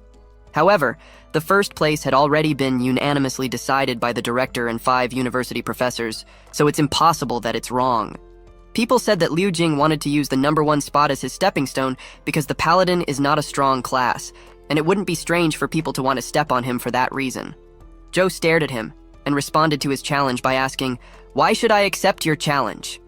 In response, the young man asserted, "Because of 100 points, that's what you'll get if you beat me. But if you lose, you don't have to give me anything." Both had a malicious smile and were confident of victory. For Zhou Yi, he only thought, "For my historical future, I need to accept this challenge. But if I want to set an example, I need to be more ruthless. Only then will they remember." And so, our protagonist raised the stakes when he declared that he would have 300 points. His expression changed drastically, having a more intense look when he said, "I will fight you." The young man felt the immense power emanating from Zhou Yi, making him feel pressured in the environment, especially with the increased score at stake. If he lost, it would be a very high price to pay. A comment from the people watching was made, "I only got 400 points by ranking 40. Liu Jing is 38th, so his points must be very close to mine." In addition to concern about his score, the red-haired young man was worried about a particular person, causing even more astonishment in him. With the delay in responding to whether he accepted our protagonist's counteroffer, Zhou Yi ended up turning his back while saying, "If you don't have the courage, I'm leaving." But then the young man shouted, 300! Let's enter the ring!" Zhou Yi looked back with a fantastic smile and a penetrating gaze, saying, "Ah, so you do have some courage after all. But we don't need a ring." Our boy began to emanate his mana, enveloping his entire body in a golden light, and adjusting his hands, he commented, "If you don't drop to your knees in 3 moves, I lose." After this incredible proposal, the young man with red hair and our protagonist were face to face, ready to begin their battle in pursuit of 300 points. Teacher Su was among them, instructing that, after the count of 3 seconds, they could act, but without using lethal moves. This whole situation was observed by the passing students. Both stared at each other as the countdown continued, and upon reaching the number 1, the young man with red hair, Liu Jing, did not hesitate and advanced toward our young hero with a fearless look. He began to consider that the Punishment Knight resembles a Paladin, as both are hidden classes derived from the Knight class, but they stand out in distinct ways, with the former being more focused on causing damage while the latter is more support-oriented.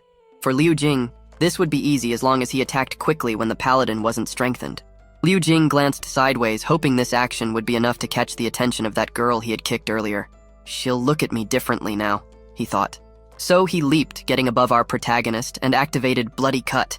With all his strength, he descended with his sword, creating a red blade in the air, commanding it to fall upon his opponent. However, the impact toward Zhou Yi wasn't enough to make him budge. As the red-haired young man approached, he was met with a powerful kick to the stomach, which he could hardly believe. As a result, he was thrown away, so far that his body collided with the wall, causing significant damage. It didn't take long for him to fall to his knees, his body battered, and blood continuously gushing from his mouth.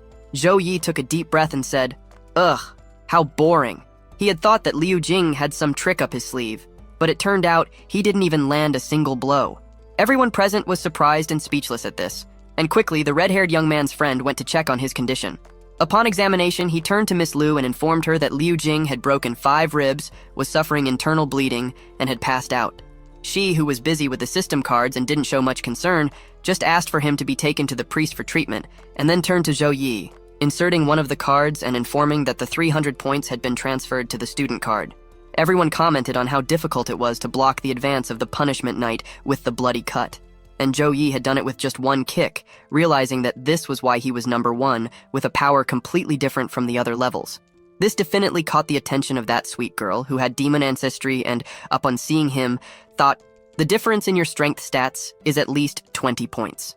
So, she took the initiative and, despite feeling a bit embarrassed, approached him, calling out his name. He turned to her as she said, "Please, fight with me."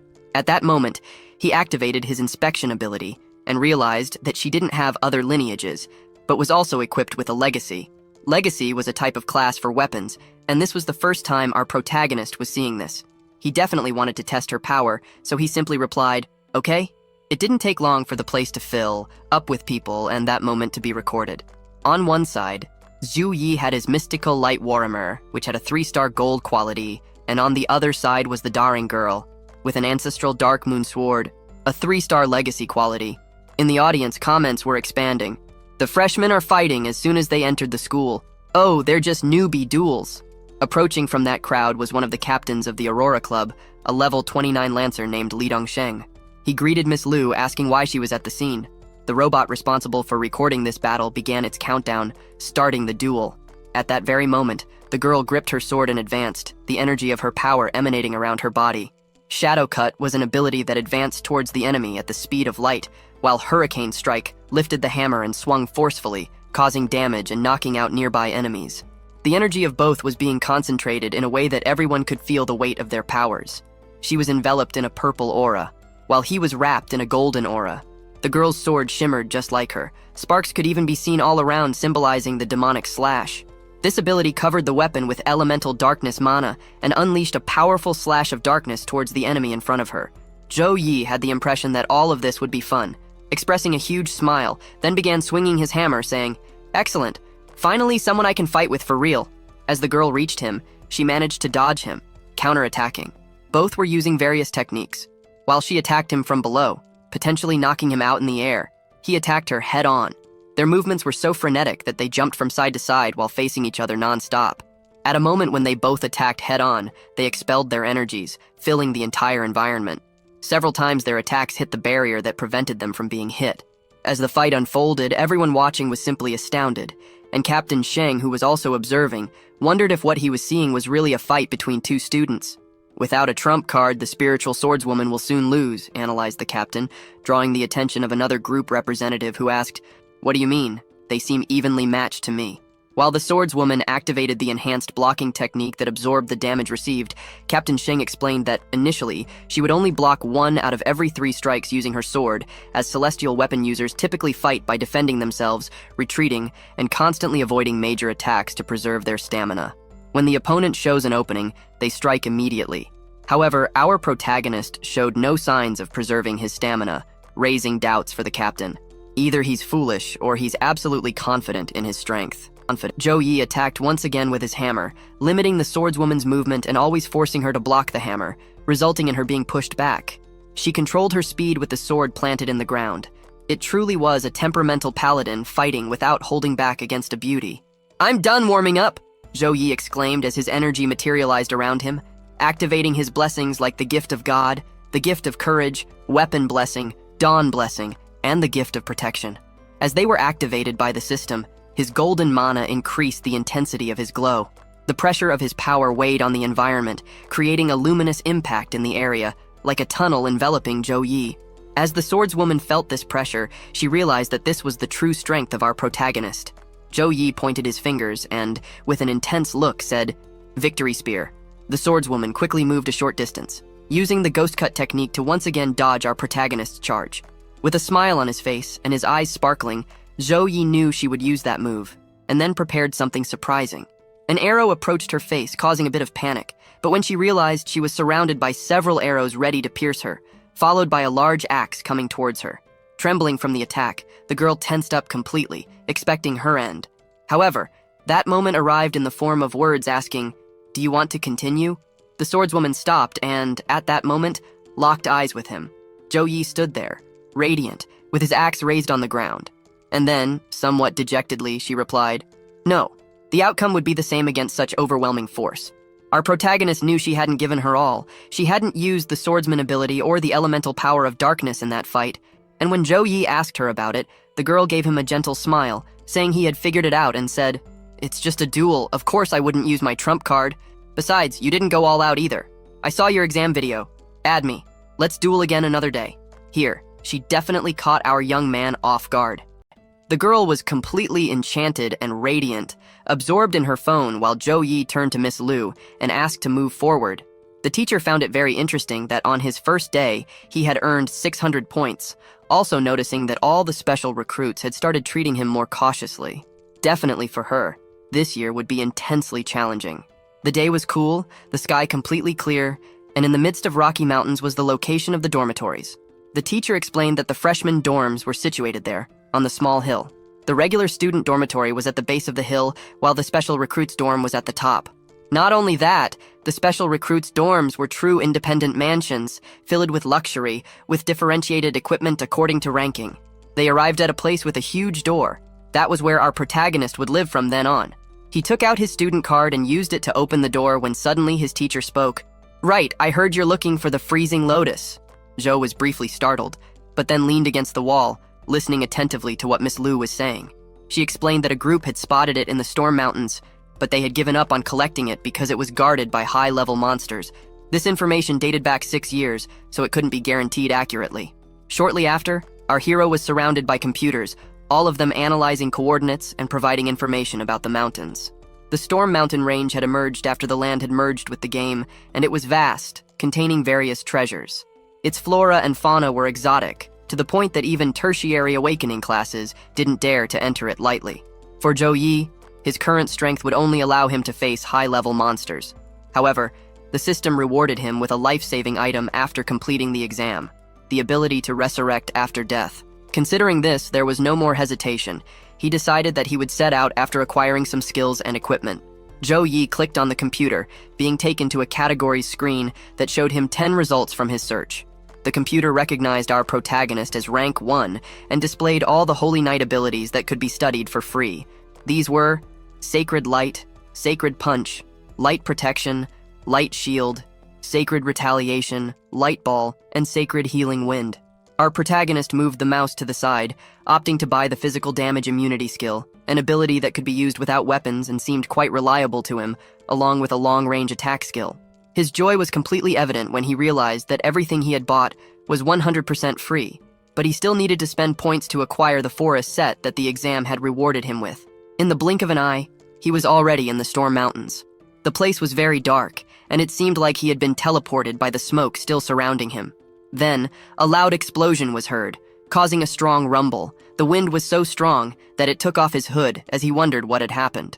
Driven by curiosity, he decided to take a look. The clothes he was now wearing were equipment from the forest set he had bought, spending many points. Meanwhile, we are taken to Jiang Chu Ran, the swordswoman. She was lying down, staring tirelessly at her phone screen.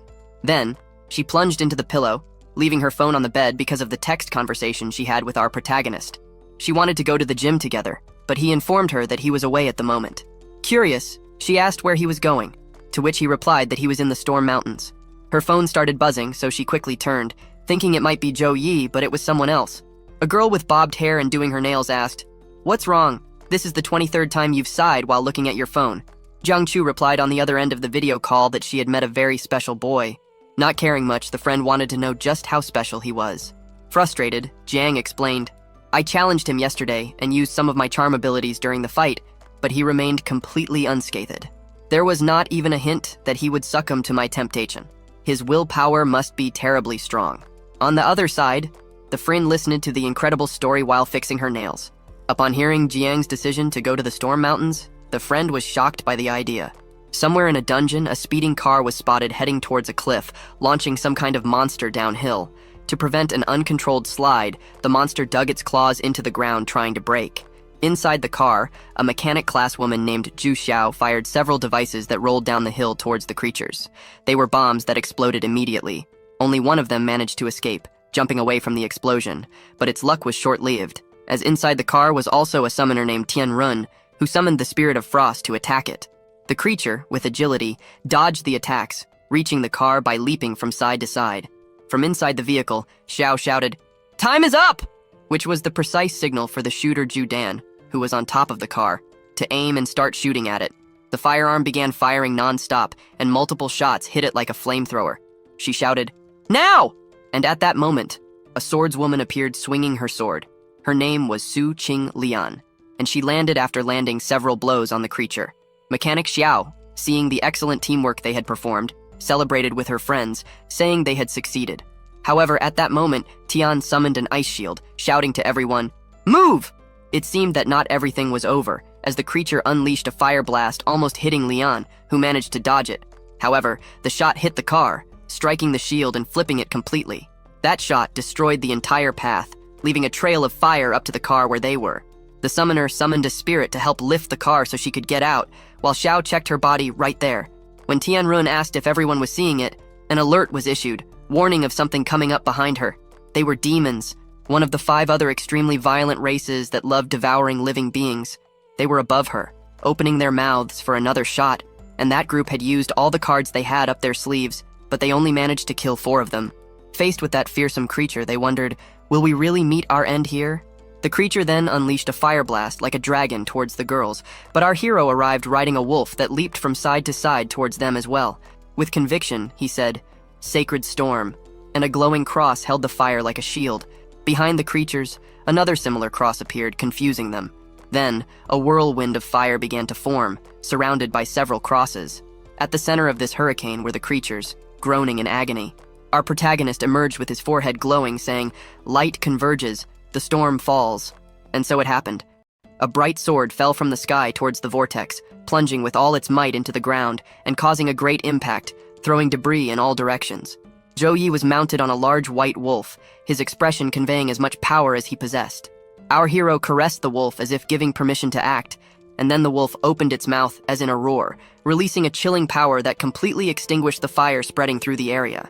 Witnessing this impressive display of strength, the girls were left speechless, filled with doubts about him.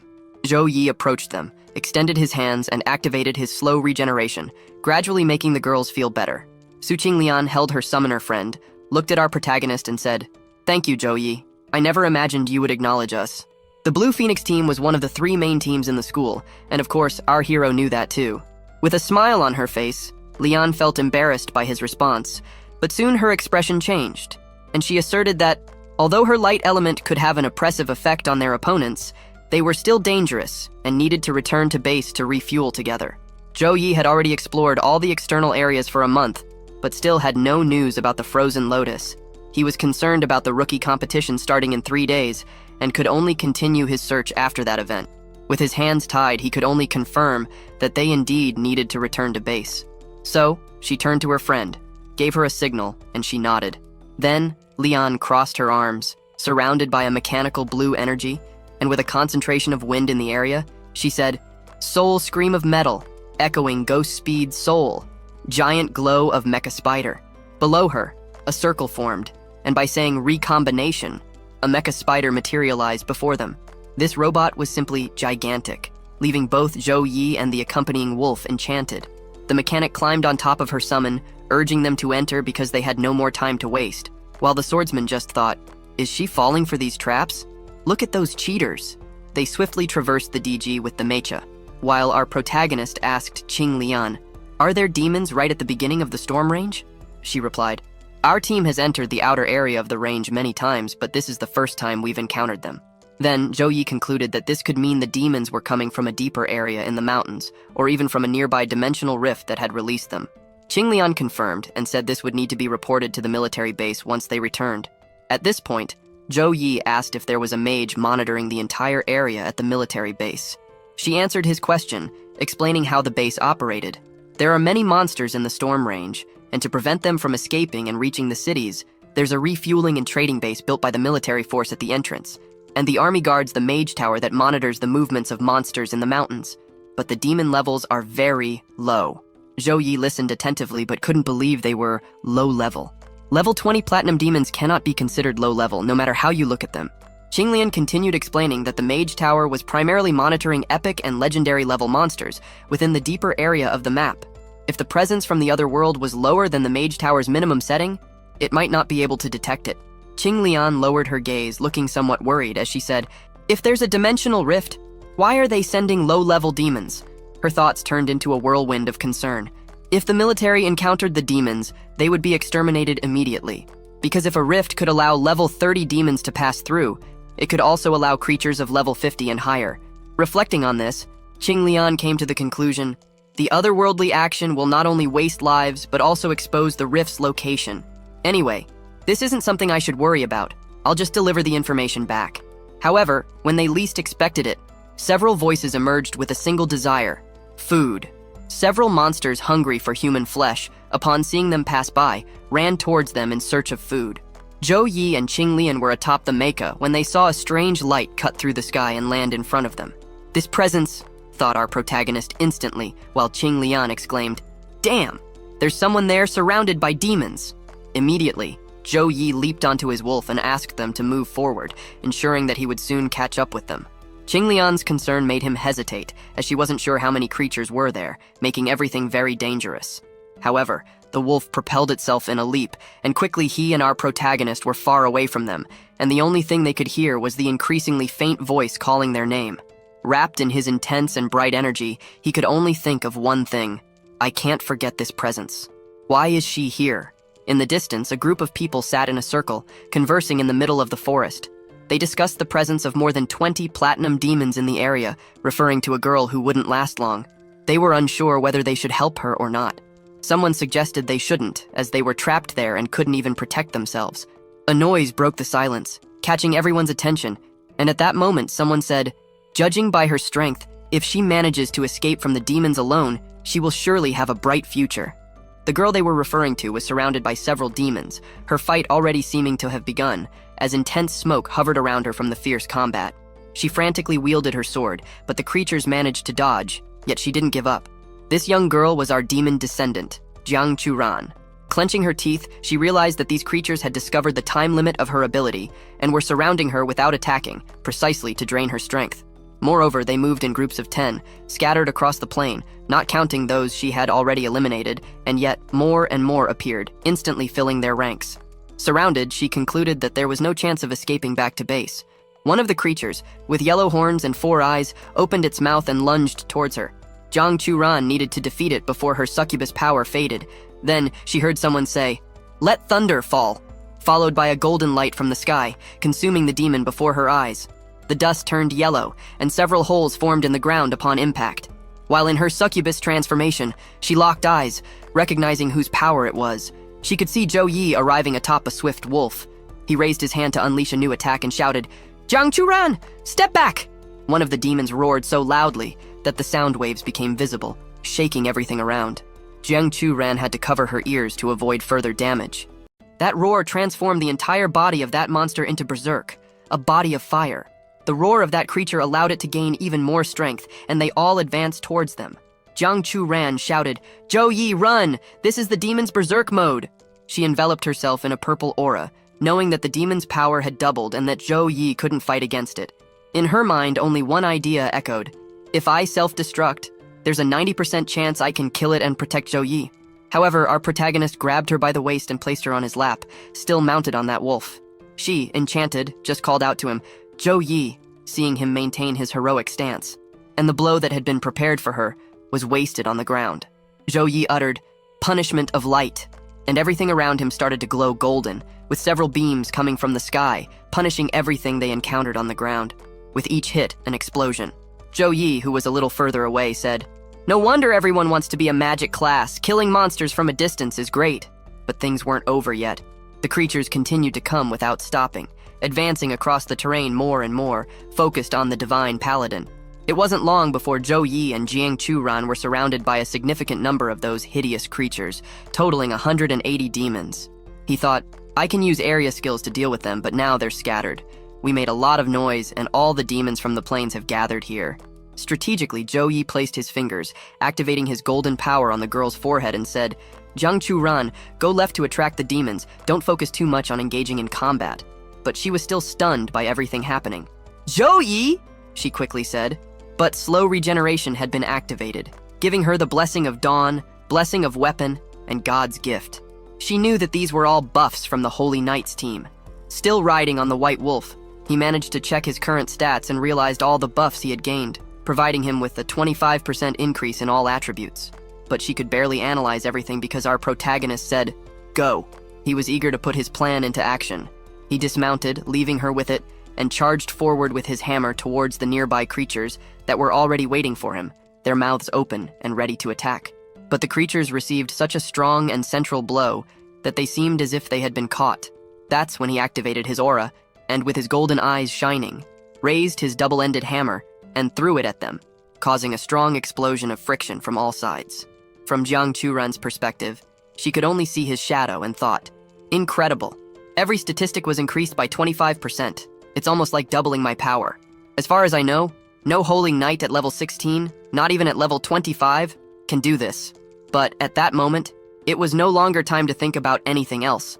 She needed to do exactly what he had asked, and it was at that moment that one of the creatures positioned itself in front of her, and now, with Zhou Yi's golden aura, she felt even stronger to face it. His wolf also fought, grabbing one of the monsters with its mouth and throwing it away, while Jiang Churan blocked one of the attacks from the creature with her weapon. Meanwhile, Zhou Yi was striking blows in all directions, destroying a portion of the creatures once and for all. A thick smoke spread across the battlefield, but there were still living monsters stealthily approaching from behind. One creature drew a large sword and advanced toward him, wielding it towards his neck, catching him off guard. However, a purple aura swirled around the area and caused the sword that was about to pierce our protagonist's neck to be thrown away. The one responsible for this was our dear Jiang Churan with her Shadow Whip. This ability concentrated demonic miasma into a whip-like form in her hand and was used to strike the enemy, causing great damage, in addition to dark damage. Zhou Yi looked at her, thinking, classes with holy light really attract most demons. Most of the plain demons have already been drawn here. I can use this now. Suddenly, Zhou Yi activated an ability that looked like a football charged with his golden energy. This ball passed by Jiang Churan, surprising her, but she soon realized it was a protective field called Level B plus Sacred Light Protection. It protected teammates within the sphere of holy light at a certain distance and granted immunity to physical damage for a certain period. He shouted for her to stay within the area while he invoked the Sacred Cross. Zhou Yi radiated with a strong glow of his divine energy, and the cross had been successfully summoned. Summoning the holy light in the form of a cross behind him caused continuous sacred fire damage to all enemies within a certain distance. His skill was already at level 7 with a range of 200 meters. The light from the cross shot out and struck all those creatures, causing them to groan loudly in pain. Jiang Churan was surprised to see this and supported our protagonist from afar. However, there were still some larger creatures ahead of him. Like giants, they challenged him, and Zhou Yi, confident, simply chanted, "Under the holy light all darkness will be defeated. The light converges, the storm falls." His cape billowed with the intensity of that concentrated power, and the golden light grew even stronger, maintaining the sacred cross behind him. The storm he invoked was a level B, and was made of holy light at the desired location, causing sacred damage to all enemies within a certain distance. Several crosses fell from the sky and came to the defense of their summoner. As they struck the ground, dust from the impact rose. The crosses began to circulate, creating a kind of hurricane that consumed everything nearby, eliminating numerous monsters at once. That hurricane swept everything away in a grand spectacle that was incredible to witness. The people who were in the clearing observing the initial battle were surprised, questioning if this was really the work of humans. "This is insane? Who is this?" they asked. One of them even suggested, "Shouldn't we introduce ourselves?" But the man who should have responded was paralyzed with surprise, thinking, "Apart from me, at level 26, the other 5 are at level 24. We couldn't even fight 10 demons together, let alone alone. This man is very frightening, and he's so young too." People looked incredulous, some even cheering, but everyone knew they should befriend him. Suddenly the mech created by the group earlier was arriving, and the girl Zhu Dan shouted, "Zhou Yi, we're here to help!" However, the group of girls was stunned to see that he alone had defeated those demons. The wolf held Jiang Churan's arm in its mouth, and Zhou Yi maintained his pose of, "I finished everything here." With this result, the system announced, "Congratulations on advancing to level 17, receiving 15 attribute points and 15 skill points. Congratulations on advancing to level 18, receiving 15 attribute points and 15 skill points." Zhou Yi opened one of the potions he had acquired and drank it all, forming a green barrier around himself. He opened the system screen thinking, 180 demons, 60,000 experience points. It's a pity there's a level limit for how much experience a class can receive. Otherwise, I would have received more. There, our protagonist had gained a few more points in power, speed, constitution, and wisdom. Zhou Yi, holding the bottle he had drunk from, thought, "My mana has increased a lot, but I have many high-level skills and it's still not enough. I should ask the teachers what to do when I return to school. They must have a solution for this." In that field marked by an incredible show of strength, one of the girls from the group asked, "Zhou Yi, did you handle all of these?" And another one even stated, "Your strength is a bit beyond my imagination." However, his attention was focused on Jiang Churan, as she could barely stand, falling to the ground. And that's when they asked, "What's wrong with her?" She had overused her power, depleting all her strength. Suqing Lian, the swordswoman from the girls' group, asked, "Did you face any strong demons just now?" And in response, Zhou Yi said, "The ones with the highest level among the demons I killed are the golden ones, level 23. There are no tough enemies." Lian pondered over what our protagonist said, which made him notice and ask what could be wrong with that. It was then that she explained, "The Demon Legion has a general, just like the human army. If the general is not here, it means the main troops of the Demon Legion are not here. We should not stay here. We must return to base to restock immediately." Everyone agreed immediately and followed the path. Just behind the bushes, some people were still frightened, and one of them asked, "Boss, I think they're leaving. Should we come out now?" He confirmed. But as they left that place, they felt something strange, a strong presence, but they didn't know what was wrong. The boss stated, "That densely concentrated demonic aura." With widened eyes, they knew it was a legion of demons. The group stood before a blood-red glow when they realized that various demons were approaching. A creature resembling a dragon called Demon Spawn, level 30 and of legendary type, and another called Flying Fire Dragon, level 24 and of the golden type. Neither of them had classified abilities. With their appearance, an emergency alert was issued at the base. One of the on-duty personnel quickly grabbed the radio and shouted, "Confirmed invasion from another world, level 4. All troops prepare for combat. Confirmed invasion from another world, level 4. All troops prepare for combat." The alert was heard by everyone, and promptly some of the best players were on the scene, and several announcements were made. Snow Dragon Corps' Night Squadron. Cease training immediately. Gather at the Teleportation Plaza. Snow Dragon Corps Priest Squadron. Be ready to initiate rescue operations and keep your mana full. Snow Dragon Corps Logistics Squadron. Initiating Magical Core and Magical Shard relocation. Snow Dragon Corps Mage Squadron. Location locked at 11, 14, 54, and 1505. Constructing large-scale teleportation formation.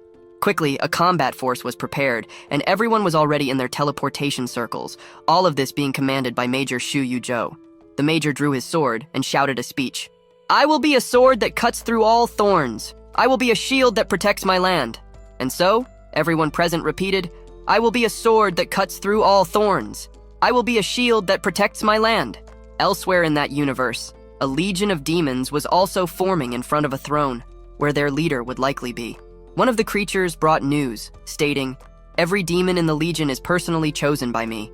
I only lost a dozen or more people in my half-year time on Earth, but in the final phase, before we returned to the sacred realm, hundreds of our people were killed." Seated on the throne, that creature was a skeletal demon, its body covered in thorns and what looked like eyes inside its mouth. He said, "There's half a day left before we can return. I'll allow you to act freely before we depart." And so, the entire legion thanked their majesty with a loud war cry. A menacing voice declared, "I will never forgive them," atop a large, thorny white dragon. "I will take your souls and burn them with the fires of hell," he said, as he gazed down at the group of humans below him. With a flick of the fingers from that demonic being atop the dragon, a great legion of demons was summoned, from various different levels including Platinum, Gold, and Legendary. Lian analyzed all the information about those creatures and began to think about what she saw. Golden Gray Demon Knights, Platinum Gray Demon Mages. Quickly she turned to our protagonist and said, "The Blue Phoenix team will protect you. Find an opportunity and escape immediately." Our boy was somewhat confused, but the girls simply confirmed, "That's right, you must survive." Lian led the team, knowing that Zhou Yi was the most powerful genius she had ever seen.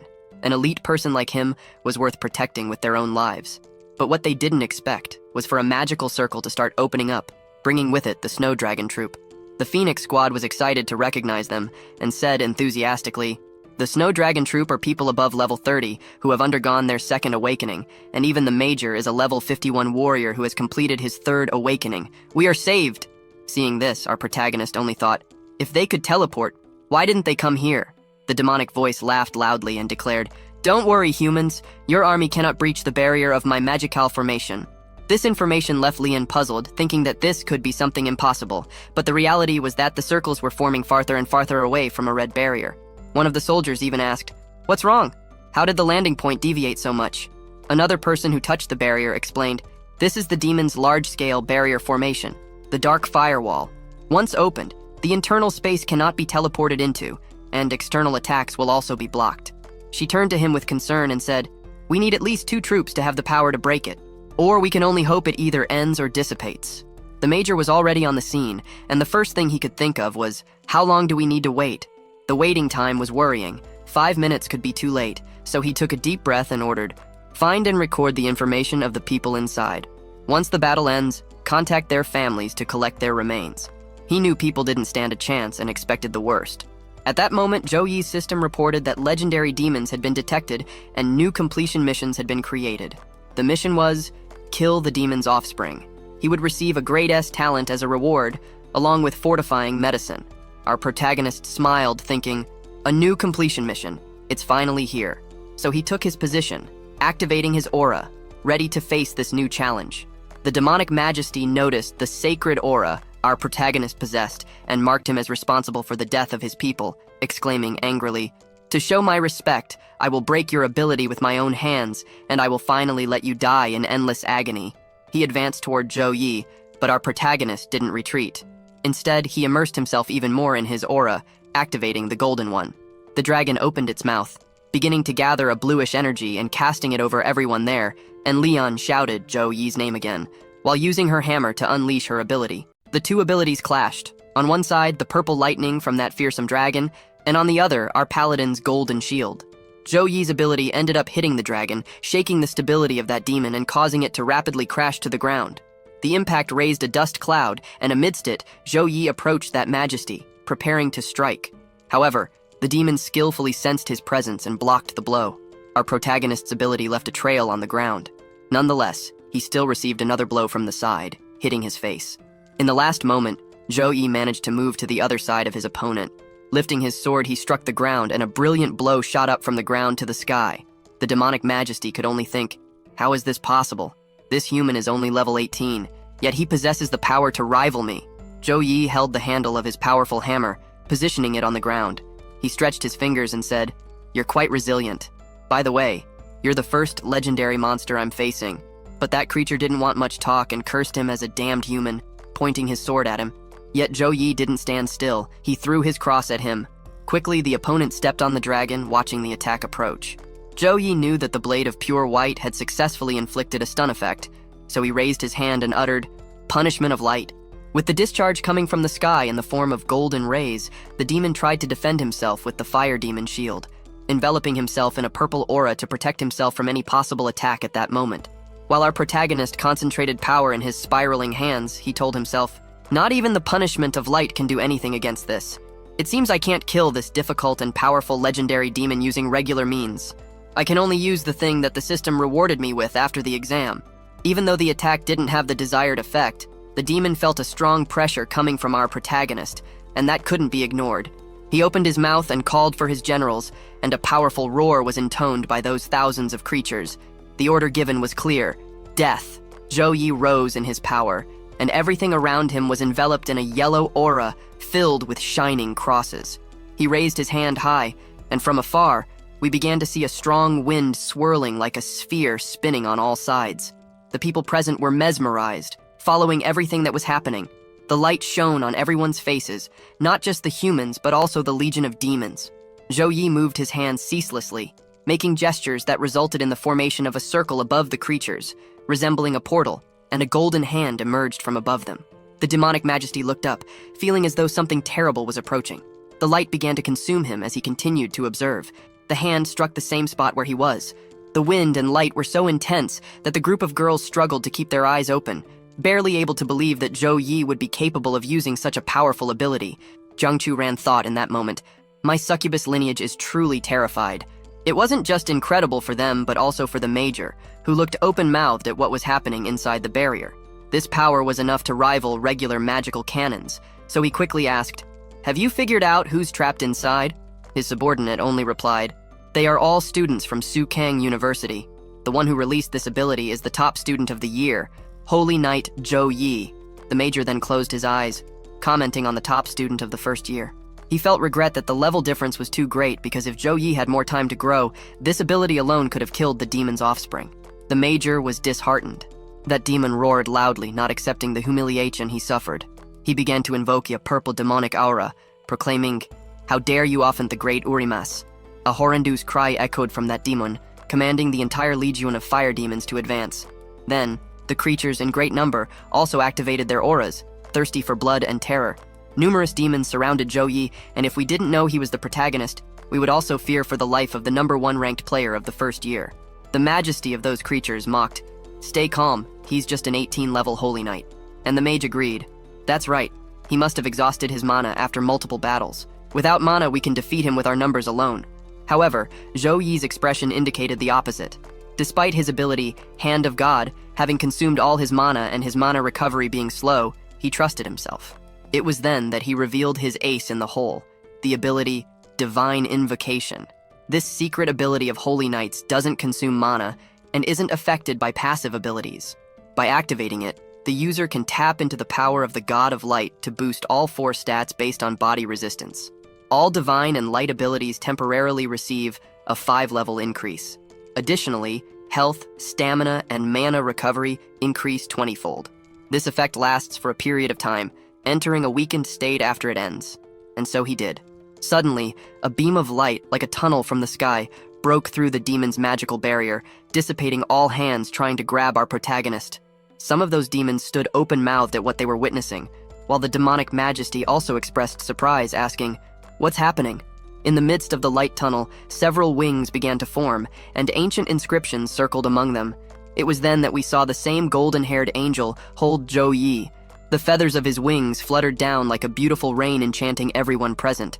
Some even reached out their hands, hoping that the sweet feathers, bathed in golden light, would fall into their hands.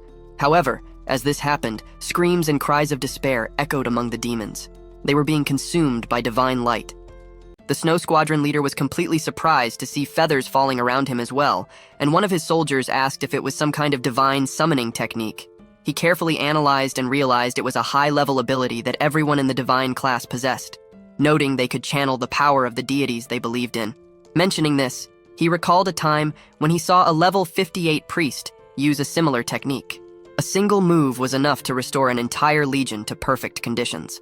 Reliving that moment in his mind, he stated that it was thanks to this technique that their forces managed to withstand 3 sieges from the legion until reinforcements arrived. Divine power was as deep as the ocean. It could subdue demons even without our intervention, said the squadron leader. The demonic majesty was incredulous, finding it impossible for someone to perform a high-class secret technique, especially being only an 8th-level paladin. Faced with this, a doubt lingered over her. How is he able to use this technique? At that moment, one of her subjects appeared behind her, warning, "Your Highness, once a divine summoning technique is initiated, only someone with divine power can interrupt it. If he completes the summoning, our entire legion will be annihilated." However, the Majesty did not pay much attention. To her, it was just an ability, although it could switch between offensive and defensive. It was then that she asked, "How much time is left until the completion of the return formation in the Valley of Darkness?" And her subject replied that they only needed 1 more minute for Her Highness to return. Still surprised by the situation, the Majesty believed that this was the moment for everyone to show their true loyalty. So she turned to her entire legion, hearing a unanimous roar affirming that everyone was ready and in position. The Majesty delivered her speech. "Flame demons, heed my command. Sacrifice everything immediately for the esteemed demon son Urimas." As she uttered these words, her body became translucent like purple smoke, and suddenly, only her face remained blurred, while the rest of the smoke merged with the structure to which she had referred earlier. One of his faithful subjects proclaimed on their knees, "O great demon son Urimas, I must sacrifice all I have to become a part of your great being." This subject was Raskin, who after his surrender, encouraged everyone to activate their energy, echoing the same words. Everyone wished to sacrifice everything they owned to become part of something greater. Their energy began to merge with Urimas, triggering a transformation, almost akin to our protagonist's protective tunnel. The angel beside Zhou Yi made a comment. "What ugly and tragic inferior species." She then embraced him again, one hand holding his head, while the other reached towards the opponent, assuring the paladin that she would ensure divine power, and he closed his eyes. Then she uttered, "And God said, 'Let there be light.'" When Zhou Yi opened his eyes, he was enveloped in a golden glow, in the same position as the angel, with a large halo forming behind him. A thin, golden light pierced through the barrier, creating a crater and hitting the ground where Urimas stood. To everyone's surprise, the demon son of flames stood, surrounded by the purple smoke that completely obscured their view, as if what had been struck was only an empty shell. That fearsome creature was at level 23 to 43 with a legendary class. When the dense, translucent aura dissipated, we could see the Majesty's body more clearly. In their chest, a sphere rotated circularly and then shot towards the divine barrier. The name of this ability was Demon Flame Roar. Aurimus now had 3 pairs of arms, and, like a Genki Dama, launched a strong attack called Solar Eruption, becoming even stronger as they attacked. The Flame Demon's strongest ability was to condense fire to the extreme, able to raise surface temperatures to 15 million degrees Celsius. They knew that without the sacrifice of the men of their tribe, they would never be able to unleash this ability. Sending a fireball, Urimas shouted, "Die, Paladin!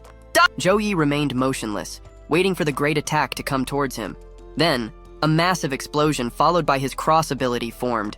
Urimas looked up from below, seeing the wreckage of the explosion falling like shooting stars, while people around couldn't take their eyes off our protagonist. However, Zhou remained unscathed. "Curse it! We're not even on the same power level!" exclaimed the demonic majesty. At that moment, Urimas realized that time had run out, and the return formation was complete. He tried to act, but before he could, Zhou exclaimed, "Heretic, I judge you in the name of God." Our protagonist seemed possessed, his eyes entirely yellow as he moved with authority and shouted, "Die!" His movement unleashed a strong attack against Urimas, tearing everything in its path and creating a huge crater. The dense smoke from the attack obscured the view of what was happening, but from the side of the demonic majesty, it was possible to see Urimas crawling along the path formed by the attack, murmuring, "Return! I fulfilled my mission. My glory, the sacred kingdom, return." Urimas was legless and bleeding profusely until he lost strength, his last words escaping his lips. His subjects, witnessing everything, were concerned about what to do now that their leader was dead and the return formation was damaged, preventing them from returning to their sacred kingdom. Zhou, still hovering in the sky in front of the aftermath of his strike, began to dissipate the golden glow, stating that it was finally over. Realizing that his mission was fulfilled, his body shut down, causing him to fall rapidly. The Phoenix Squadron and Jiang Chu rushed towards him.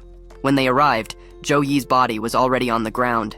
He could still hear Jiang Chu talking to the priest about his condition, but soon closed his eyes, hearing only orders to immediately search for survivors in the vicinity.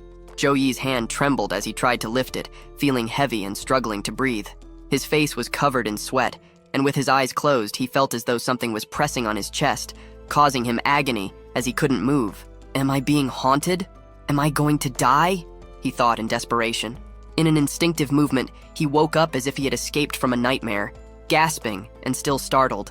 He heard Jiang Churan's sleepy voice saying, "Zhou, you finally woke up. You've been asleep for 2 days. I'll inform the others."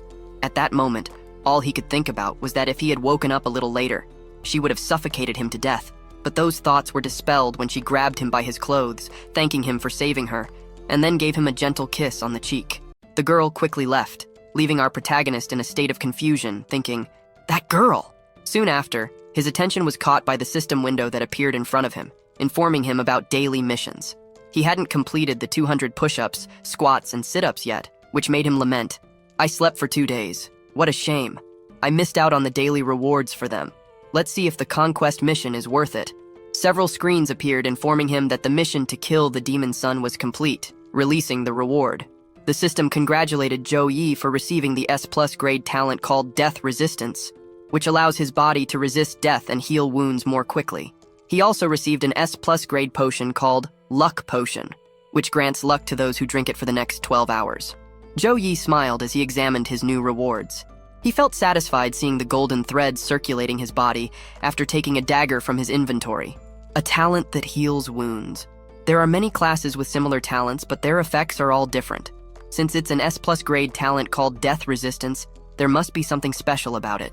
He didn't take long to test it, plunging the dagger into his chest and being pleased to be healed in just 2 seconds. Amazing! It seems I won't be affected by common battle injuries. My survival rate has increased significantly, he said, admiring his new ability. Next, he took out his golden hammer and wondered how his new ability would react to severe damage to his limbs, but he decided to let it go and make the weapon disappear. His legs involuntarily trembled as he thought, "You didn't know, but we almost lost each other." He decided to analyze his other notification about the luck potion, imagining the possibilities it could bring, and decided to save it for later. When he checked his other notification, he was impressed to discover the level 1 Sacred Flame ability, which formed a halo of sacred fire, enhancing his ability to manipulate the fire element and light damage, as well as increasing allies' fire by 20% for a period of time. His eyes lit up as he realized that this was a divine ability. Zhou Yi began to reminisce about the moments he lived 2 days ago. As he thought about the angel, he read about the abilities that allowed him to use her at that moment. The notifications showed the Sacred Angel Protection, an S+ grade ability that dramatically increases his affinity with the light element and all effects of light and divine type abilities. Then, another notification spoke about the level 1 Sacred Flame Halo, a divine ability that needed to be learned manually. Zhou Yi put his hand on his mouth, feeling the tension drain from his face as he thought, the Sacred Flame Halo is a light type ability, so it can be amplified by the Sacred Angel Protection. After the boost, activating the Sacred Flame Halo increases light and fire type damage by 40%. This means that when I have the Sacred Flame Halo active and use Punishment of Light at the same time, I can become a doubly effective light and fire element mage. His thoughts were interrupted when someone knocked on his door. It didn't take long for us to be led to a room where a young man was sitting on a comfortable sofa. He introduced himself as the vice captain of the Snow Dragon Legion, Mage Wang Liang. Mr. Zhou Yi, thank you for your timely slaying of the demon sun and for destroying the return portal. We captured many demons as prisoners. Embarrassed, our protagonist scratched his head as he replied, "You're welcome, it was nothing much. Do you have some business to discuss with me?" Wang Liang took out a kind of sphere from his clothes, explaining that Captain Shu should personally thank him, but was busy with urgent matters, so he was there to represent him. He explained that Zhou Yi's final blow destroyed half of the Black Shadow Valley, but traces of a demon descent were kept intact. The Legion uncovered the demon's secrets, and Captain Shu was reporting that to the higher-ups. Right after that, the sphere began to activate, transforming the environment into a kind of digital storage filled with rewards. Zhou Yi stood before several screens of items as Wang Liang explained that these were resources accumulated by the Snow Dragon Legion over centuries, and asked him to choose what he desired. Enchanted by the S-grade treasures, Zhou Yi looked around for the vice captain and asked, "Does the Snow Dragon Legion's supply house have the Frozen Lotus of S-grade?" Wang Liang checked and confirmed they had such an item, rated as grade 5. Its effects included allowing the user to evolve into a frozen constitution, greatly enhancing affinity with the ice element. "Is that so?" Wang Liang inquired. Zhou Yi could barely contain his joy as he confirmed, "Yes." A little embarrassed, Wang Liang pressed the button to retrieve the item, thinking, 100 million points, that's 3 years of my salary. I'll have to claim this with the captain. Slowly, the vice captain extended his arms, causing the view of the arsenal to return to the sphere, and quickly the environment returned to normal. Wang Liang said, "The Frozen Lotus is in the storage of our headquarters. You need to stay here for a few more days. If you're bored, I can arrange for someone to help you hunt monsters in the valley." As he withdrew, Wang Liang gave a little smile to our protagonist, thinking, "I'll let Zhou Yi hunt monsters with boys his age in the Legion to get closer. When Zhou Yi becomes part of the upper order, the Snow Dragon Legion can benefit from this friendship. A perfect move." Just as he was about to leave, our protagonist caught his attention, saying, "Sorry, I need to return to school to participate in the freshman competition tomorrow. Can you just send the Frozen Lotus to my dorm?" Wang Liang sighed, realizing for a moment that Zhou was a student. He agreed to send the Frozen Lotus to Zhou's dorm at Sukang University in 2 days, and informed him that if Zhou encountered anything he couldn't handle in the Storm Valley, he should contact the Snow Dragon Legion. Zhou could only express his gratitude, and as he closed the door, he collapsed onto the couch, relieved at the thought that Yun would be safe. He reflected, "I have to thank the demonic sun. Without him, I would never have accessed the Snow Dragon Legion storage to get the Frozen Lotus." Glancing at the clock, he realized he needed to finish his daily quests, as it was almost noon. Meanwhile, in the locker room or dormitory, one of the girls from the Fexi squad steps out of the shower, water still dripping down her body. Her intimate moment is interrupted by one of her friends, who enters laughing. Approaching the girl, still wrapped in a towel, she says, "Captain, we want to invite Zhou Yi to join the Blue Phoenix team. What do you think?" The woman, adjusting herself, reveals that she believes he wouldn't agree, as with the power he has, it's certainly easier to hunt monsters alone. But the clever girl asks, "How would you know without trying? Besides, the captain also wants him with us." One of the girls even reveals that she herself saw her sneezing Zhou Yi several times. Sometime later, there is the girl knocking on our protagonist's door, calling out to him. Upon opening the door, there he is, calm, saying a hello to the poor girl, who, a little blushy, asks, "Zhou Yi, would you like to join the Blue Phoenix team?" The boy is confused by the word team, until she explains, "Zhu Xiao and Zhu Dan will be heartbroken for a while then." With this comment, our protagonist even thinks she's just joking, but with a very sweet and cute face, she explains, "All right, this is to thank you for saving us in the Storm Valley." Then suddenly, she throws herself around Jo-Yi's neck, giving him a very special thanks, planting a kiss on him. Hold on, folks. It's just a little kiss on the cheek, leaving our boy all red and embarrassed. These girls are something else today. No nose can handle it. Finally, the girl leaves, giving a brief goodbye, leaving Jo-Yi holding his face and thinking, a special reward, a special thanks. Girls nowadays are really bold. Meanwhile, the captain was in a video meeting with a group of authorities explaining, according to our investigation, demons invaded 6 months ago and have been hiding in the Storm Valley since then. Our investigation shows that the demons have learned to travel the world through medium-sized rifts. One of the men, looking as robust as a bull, asked if they were absolutely sure because if that were true, it would only mean one thing. The captain explained, for a long time, creatures from other worlds could only invade our planet through large dimensional rifts. Since these large rifts cannot exist for long, the invasion from other worlds was not a major threat, but there are countless medium-sized rifts on our planet. If creatures from other worlds can travel through these portals, our planet is in danger of extinction. An impatient man, tapping on the table, turned to another member of the meeting saying, "So, the current findings have been verified repeatedly. Fortunately, we have found that only monsters below level 30 can pass through the medium-sized rift. This led to the conclusion that they needed to act quickly. Therefore, some actions were instructed to be taken by the members. Senator Yan would have to inform all major legions in our country and immediately assign guards to all medium-sized rifts. Senator Zhang, on the other hand, would have to attend the international meeting and report these findings, as well as observe other countries' reactions. Then, they asked the captain if this data was collected because of an 18-year-old teenager, to which he replied, yes. He pointed to the screen, where our protagonist Jo-Yi's photo was displayed, explaining, the name of this young hero is Jo-Yi, the new Holy Knight, first place in the Sukang district, and a freshman at Sukang University. He used a divine summoning technique in the Storm Valley to defeat the demonic sun and destroy their return formation, greatly contributing to our operation. The man who asked was completely surprised, unable to say a word, until another member of the meeting commented, a first-ranked Holy Knight, that's rare. Another, upon noticing the surname Zhou, asked if he could be descended from the Frozen Zhou family. The man who resembled a bull turned to Senator Wang and asked to check on this Jo-Yi when he returned from school, requesting that he not hoard all the good things for himself and to see if he had potential. Senator Wang was the director of Sukang University.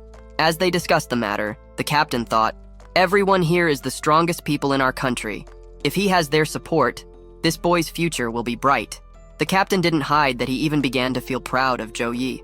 Sometime later, at the university, one of the cameras was capturing the eagerly anticipated event for the students, and then a voice preferred a speech. Attention all students! The freshman competition will begin at 10 o'clock in the morning. All students are advised to gather at the field on time. We see two men, one of them from the Elemental House, director of the Cho Huayang House, and the other from the Armament House, director of the Rongqi House. They were all standing in front of a group of students. Also present was the director of the Tactical House, Zhang Ling, who was chubby. A woman from the Logistics House, director of the Wu Keqing House, was also present. At the forefront of everyone was the director of the War House, Wu Mang, and he was giving a speech to all. I am the director of the War House, Wu Mang, and I welcome everyone for choosing Sukang University. The man further explained, the freshman competition will be held in 2 phases. The first phase is the challenge of the secret realm, where your ranking will be decided by the difficulty and completion time. The second phase is the free challenge, where each person will have 3 chances to challenge someone with a higher ranking and will exchange positions if they win. Somewhat hidden in the crowd, a woman tried to find some freshmen thinking, where are Jo-Yi and Jiang Churan? They will lose their qualifications for the freshman competition if they don't show up soon. I shouldn't have told him about the unchecked frozen lotus. This is bad news. In the crowd, everyone was also looking for him, asking where he was or if he had forgotten about the freshman competition. One student in particular had a stern expression, hearing everyone comment that his absence was good news. After all, there was one less famous competitor. The boy's face turned into a smile, thinking, Jo-Yi, you wasted a whole month instead of training, and now you don't even have the courage to show up for the freshman competition. You can't even seize the opportunity that's in front of you. How pathetic. Right after that, the event organizer announced, now starting the first phase of the freshman competition, the challenge of the secret realm, Silver Secret Realm, open. A golden aura emanated from his hands but soon transformed into a dense purple smoke that opened an opening right in front of everyone. A new gate was opened, and it was purple. For the directors, this year's freshmen are the strongest and largest in scale in history. And to allow everyone to unleash their full strength, in addition to the easy, difficult, and nightmare difficulties, the Abyss difficulty was specially added. All the students are excited about the news of the new difficulty. Some are cleaning their swords while others cheer in happiness, saying, "No wonder there are strange flames burning on the portal of the secret realm." But for some, this is ridiculous. And they make it a point to say, "I remember the Abyss difficulty was tens of times harder than Nightmare difficulty, so this is going to be fun." In a loud roar, the responsible director shouted, "Bring all your best potions, equipment, and weapons. Go." The portal is called the Secret Realm, the nest of level 12 to 19 monster bears. There are difficulties ranging from easy to abyss, and the group requirement is from 1 to 6 people. In the dark forest lives a group of violent monster bears. Legends say that a human's entire body is not enough to satisfy the hunger of a bear, even if it's just a baby. It didn't take long for everyone to be teleported, selecting their chosen difficulties. In the system, there were numerous students choosing the abyss as the dungeon level, which pleased Director Wumang very much. After all, everyone there was ambitious youth. Amidst these thoughts, he remembered, where are numbers 01 and 03? The girl who was previously looking for them responded, reporting, 1 and 3 went to the Storm Mountain Range to gain experience and haven't returned yet. This information made Wumang furious, shouting, "Ridiculous! The freshman competition decides the future direction and resources of their training. How can they be late for such an important event? They're taking things personally because of their high ranking and young age." He walked away, and the poor girl ran after him, trying to explain that the student Zhou Yi wasn't like that. But in another outburst, Wumang said, "Students like them need to practice their fortitude. Since they're absent, so be it, let's reverse their ranking." However, it didn't take long for a voice to shout, "Wait!" And there came our protagonist running with a smile, carrying Zhang Churan on his shoulders and apologizing for the delay.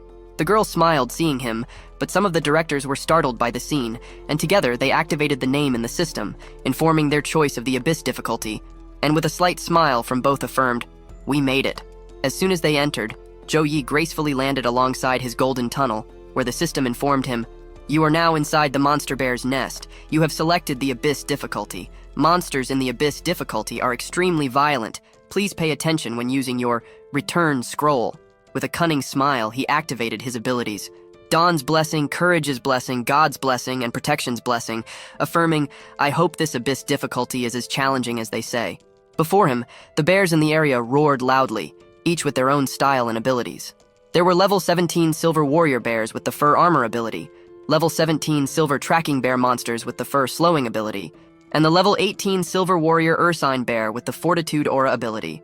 Zhou Yi arrived all excited, leaped holding his hammer and shouted, "Bring it on! I'll give it my all!" Meanwhile, Zhang Churan also approached the creatures, using the Instant Army's blade. This ability caused her to spin the weapon quickly to release continuous sword energy, dealing heavy blows to penetrate the enemy's defense. Another student used Condense all the fire throughout his body and released fire punches above the limit, causing massive damage to a single target.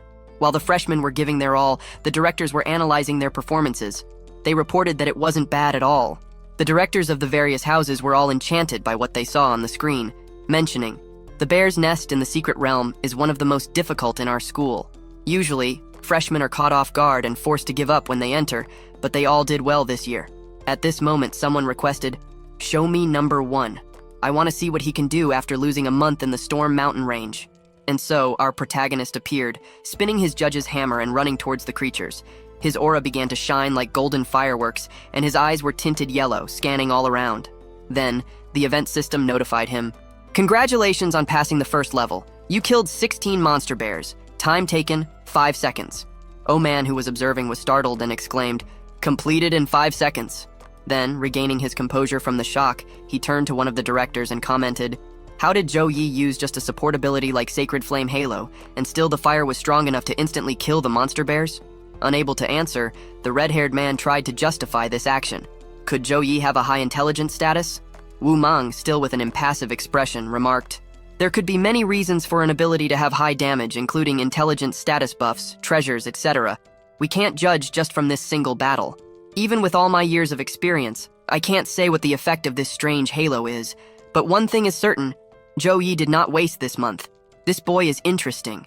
Like golden rays emanating from his eyes, our golden boy proclaimed, "Punishment of light." And thus, That fire intensified, killing all those bears in front of him.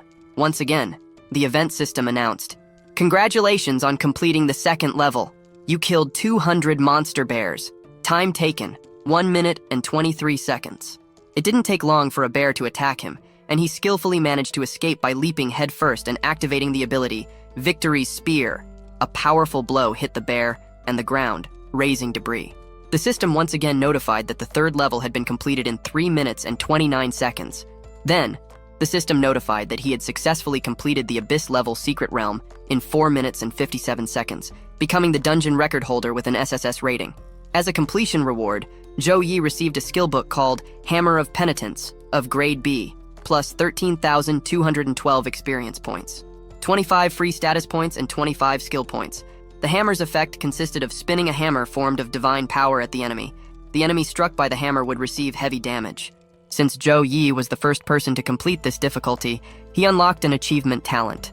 The system then asked him to choose between Focus Halo A, which increases reaction speed by 30% and has a 30% chance of not being interrupted when releasing an ability, or Swift Steps A, which, after entering a combat state, continuously increases movement speed up to 50%. And finally, Strong Protection A, which, when using a shield as a weapon, increases resistance by 30%. Zhou Yi was surprised. Wait! Completing a secret realm also grants new talents? He had left behind several dead bears that still emitted dense golden smoke, and there he pondered how a class's strength relies heavily on its talents. At first, I relied on my S-rank talent mostly to activate the Holy Knight class during the class Awakening ceremony. This must be a privilege of silver-ranked secret realms, and above, after all, I didn't receive such a reward when I broke the bronze-ranked secret realm record. It's good that they let me choose 1 out of 3, so I won't have to worry about receiving a useless talent. Thus, he began to analyze his options. Strong Protection is suitable for tanks, so it wouldn't be very useful for me. Swift Steps are good, but the Focus Halo would outperform them. His expression changed as he imagined a real combat scenario and how he would need time to react after seeing his enemy's action. The stronger the enemy, the faster their attacks, and the more important reaction speed becomes. Situations change constantly in a fight, and the Focus Halo can reduce the risk of his ability being interrupted, even change the course of a fight if he uses it correctly. Not long after, Zhou Yi began to exit the dungeon, and as he passed through the dense purple smoke, the event system asked, "Have you completed the levels? Would you like to open an additional Abyss-level secret realm?" At that moment, our protagonist noticed a nauseating smell coming from the other side of the portal, but with a smile on his face for this new challenge, he thought, I hope the additional level provides me with some fun. Meanwhile, the old man watching in the audience showered our boy with praise, stating that he had a powerful combat style and impeccable elemental control. But the praise wasn't just from this man. The main event director mentioned how he thought quickly and was highly adaptable, emphasizing that the Abyss-level difficulty had not been wasted. Indeed, Zhou Yi was very versatile. He not only had powerful magical attacks, but also had buff abilities and incredible close combat skills. The director of the logistics house, Wu Keiqing, also wanted to comment, so she said, "But Zhou Yi's Holy Knight class is very versatile. As his level increases, he will need more points, and his outcome may be ordinary." In response to this comment, Wu Meng, director of the Warhouse, emphasized that this was entirely true, because as soon as the freshman competition ended, he would have a conversation with him. It was then that one director cheerfully remarked, "Zhou Yi hasn't decided which house to join yet. We should let him choose first before letting the housemaster speak with him." And this was agreed upon by all of them. He needed to choose a house. Soon, the director of the elemental house observed, "Zhou Yi is very competent in elemental magic. He is suitable for my house." But that moment was interrupted by the director general himself, who, with a smile, asked if the recruits had already started the event, and upon realizing that they had indeed, commented, "It seems like everyone is very pleased with Zhou Yi. It's a pity I arrived late and couldn't witness his power." Returning to Zhou Yi, our boy had entered a dark place, a forest devoid of any life. In front of him was a pile of bones and a skeleton seated on a throne. Upon seeing that creature on the throne, he thought, if there are benevolent gods, there must also be malevolent gods. Malevolent gods don't just refer to the god of darkness, but to insane and chaotic gods. There's a huge difference between the two. Having faith in the god of light or darkness only requires your pure and true faith, but praying to malevolent gods requires life and fresh souls. The infamous incident of the Bloody Abyss decades ago was caused by a tertiary awakened class holder who believed in malevolent gods. He secretly planned to sacrifice a medium-sized city. Millions of lives were lost instantly, and his level increased from 54 to 89 instantly. Zhou Yi walked towards a magic circle, continuing his narration in thought. Even though he was exterminated by the Patrol Legion and the army, the millions of souls that the malevolent god consumed could not be brought back. Since then, our country has banned praying to malevolent gods, and anyone found doing so will be executed immediately. But believing in malevolent gods provides quick gains, and many still take the risk. In the environment, a dense purple energy began to circulate towards the throne, passing through the skeleton of a strange animal as well. Our protagonist stared at it, thinking, it's not just humans who pray to malevolent gods. Some beasts, elves, and angels also pray to malevolent gods. That skeleton roared, merging with the smoke. It was the ghost of the bear monster, level 19. It was the leader of the bear monsters who had turned into a ghost after a ritual of the malevolent gods. And facing Zhou Yi, that creature with fiery eyes spoke. How long has it been? Fresh human flesh. You smell delicious.